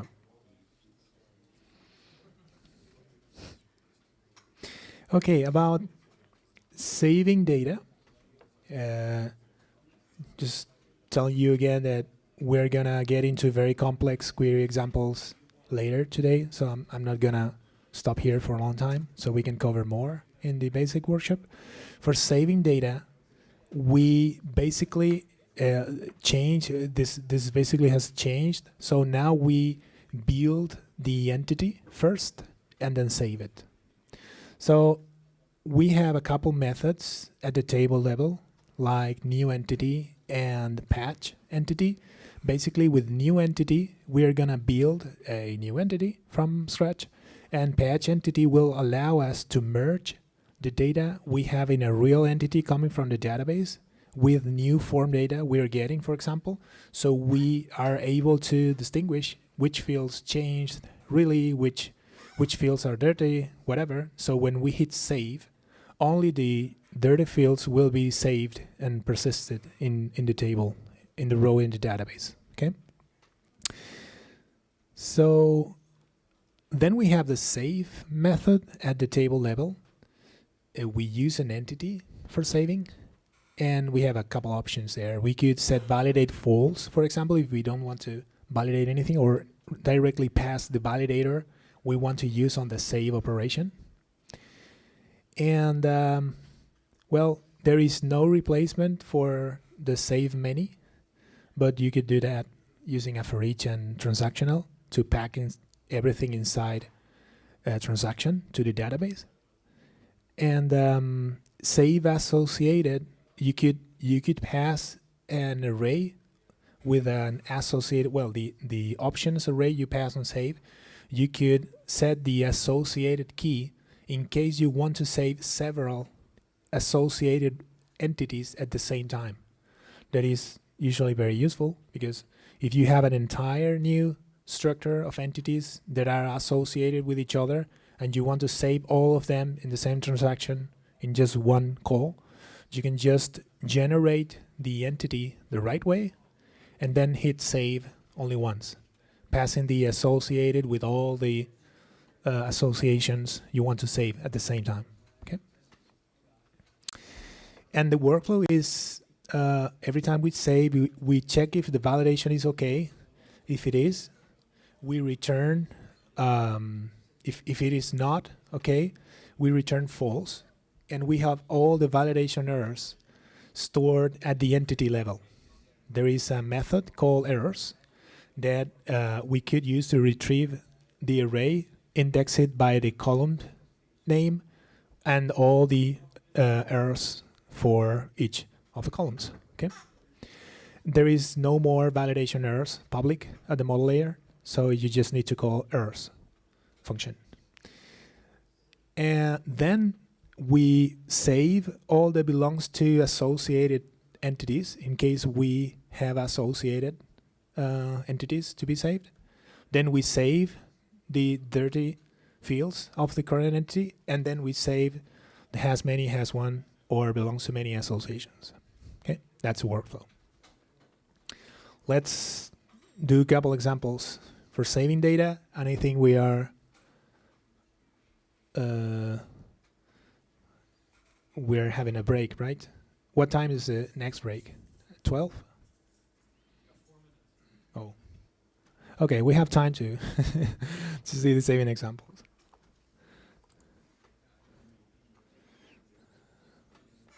I'm gonna write an example function to save a question.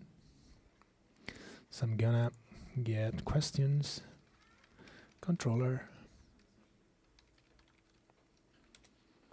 and write a save examples function.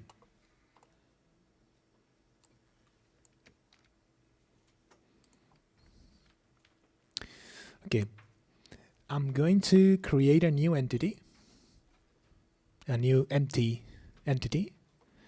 I'm going to assign a title to the entity. Then I'm going to check for errors, just in case. Then I'm going to save the entity and see what happens, debug the output. Let me check. Let me use this. What do you think it is going to happen?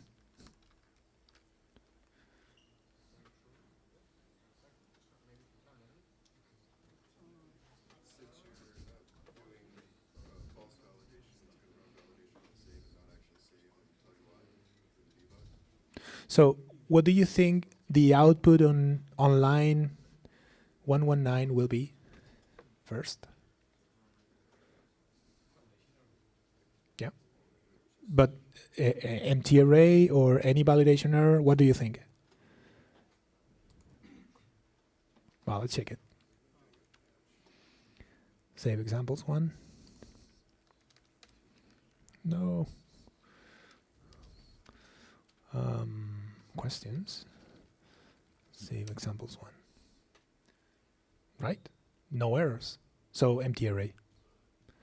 And the output in line 120 is, well, okay. The entity itself has been saved. You see, there is an ID 6 here. If I run it again, there is an ID 7. So I'm saving new rows in the database. Okay. Cool. And now with this question 2, what's going to happen?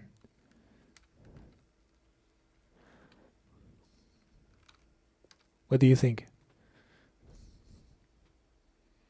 It's very obvious, right? Okay, but let's see how it fails.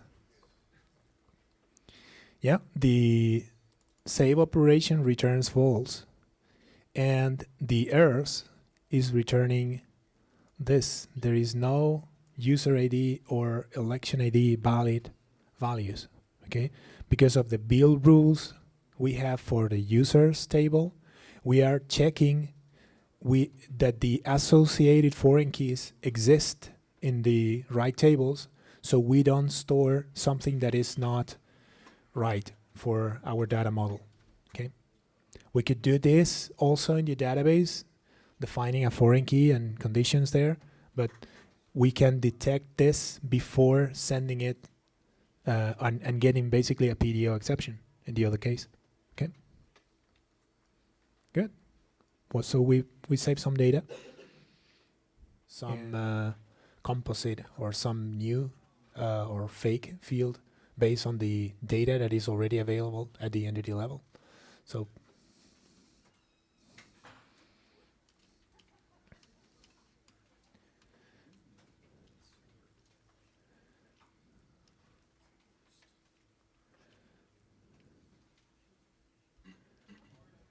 cool.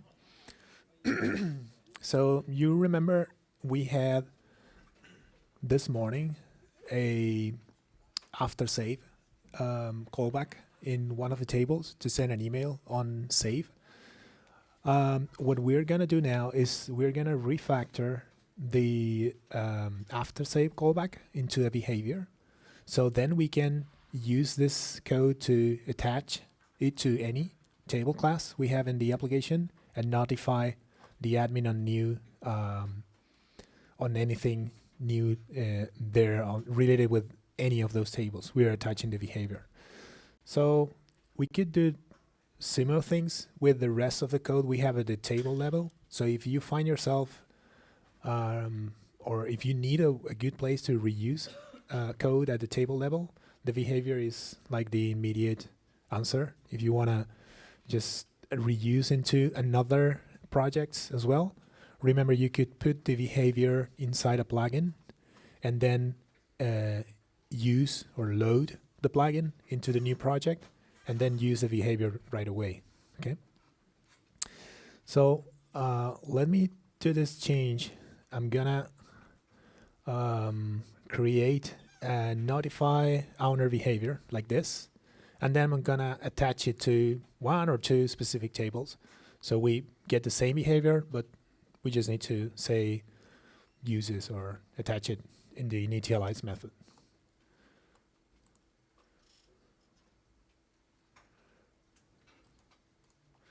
So for adding the behavior, we just need to create a new class.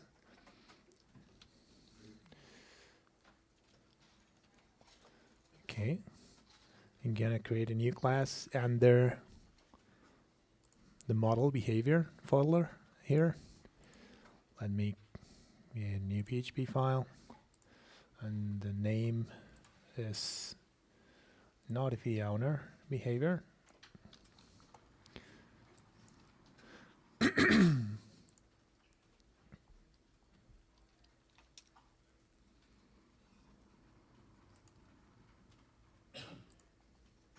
Okay, and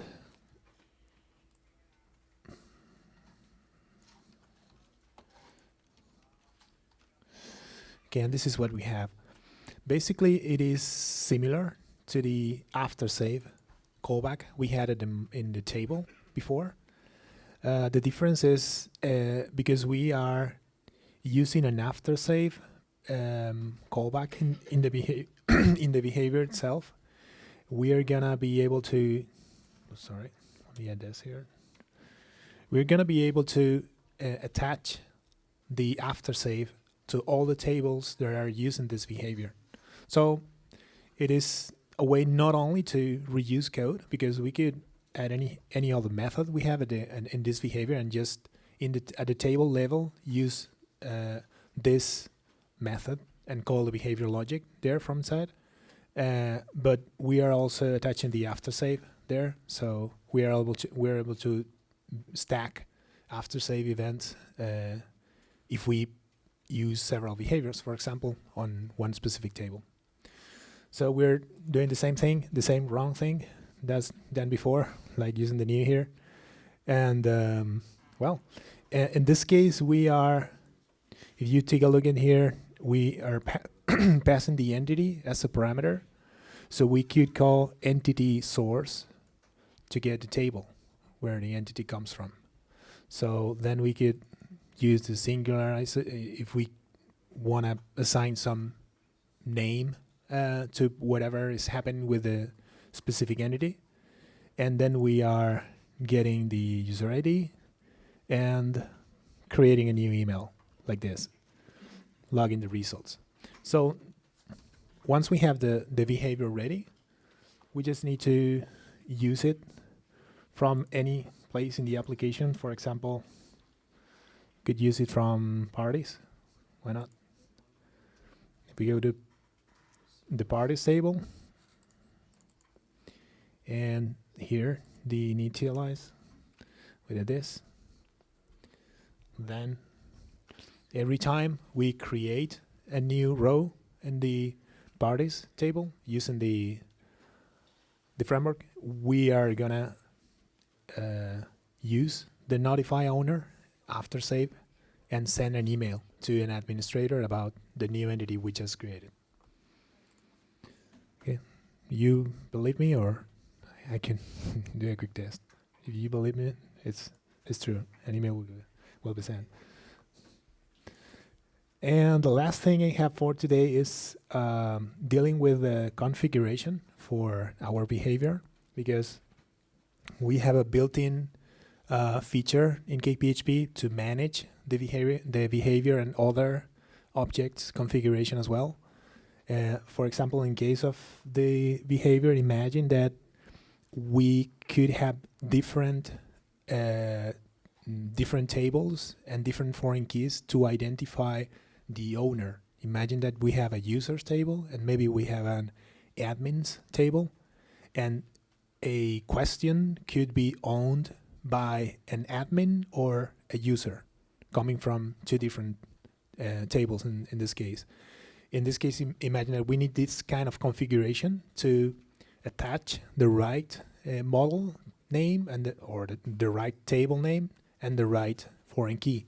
So we could do this using configuration, and every time we attach the behavior to any table, we could configure who is the owner table class and who is the owner user foreign key in this case.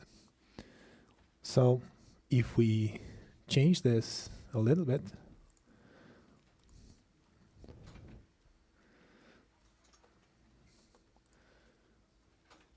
I'm gonna add first the configuration like this. For example, we are gonna use a default configuration. We're gonna define an owner table, an owner field, and a log. If the log is false, we don't log it.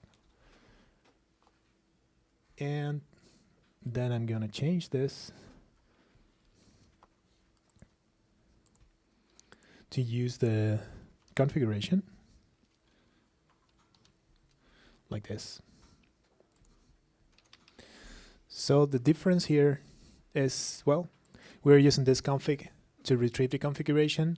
CakePHP automatically will manage the configuration. So if we load the behavior and we don't set a configuration for it, it will use the default configuration. If we set a configuration, the configuration will be merged. So we have some default values, but we could override that on the creation or when loading the behavior. So in this case, for example, we're getting the config with all the values, and we're just using those values like that. The owner field and the log for login or not based on the configuration. Then in any place, for example, I remember is parties in this case, we could override the configuration of the behavior like this. Oops. And pass here whatever, like log true. Okay. So everything will be managed. You don't need to worry about doing merge, or it's just a facility, but it is useful for building behaviors that they're reusable, and also because those behaviors will be probably used on several projects, you will possibly end up with a good behavior developed and very flexible if you use the configuration to alter the way it is working internally. And that's that for the model layer. Any other questions or related with behaviors or not? Yes? Just to clarify, the config magic happens when you create a protected property. It's the name default config. That's what triggers it. The This exact name default config is what it's looking for. yes, that is specific with the underscore at the beginning. Right. With the underscore. Yeah. Other questions? Okay. Thanks. Now we are going to proceed with the advanced workshop in the afternoon, and we will be back tomorrow morning dealing with the rest of the MVC layer, the controller and the views, and then doing some other stuff randomly if we have the time. Just let me know if I'll be around. Let me know your feedback about the session today, if you're bored or not, if you want me to be faster or something, just let me know, and I try to adapt the contents for tomorrow. Okay? Thank you.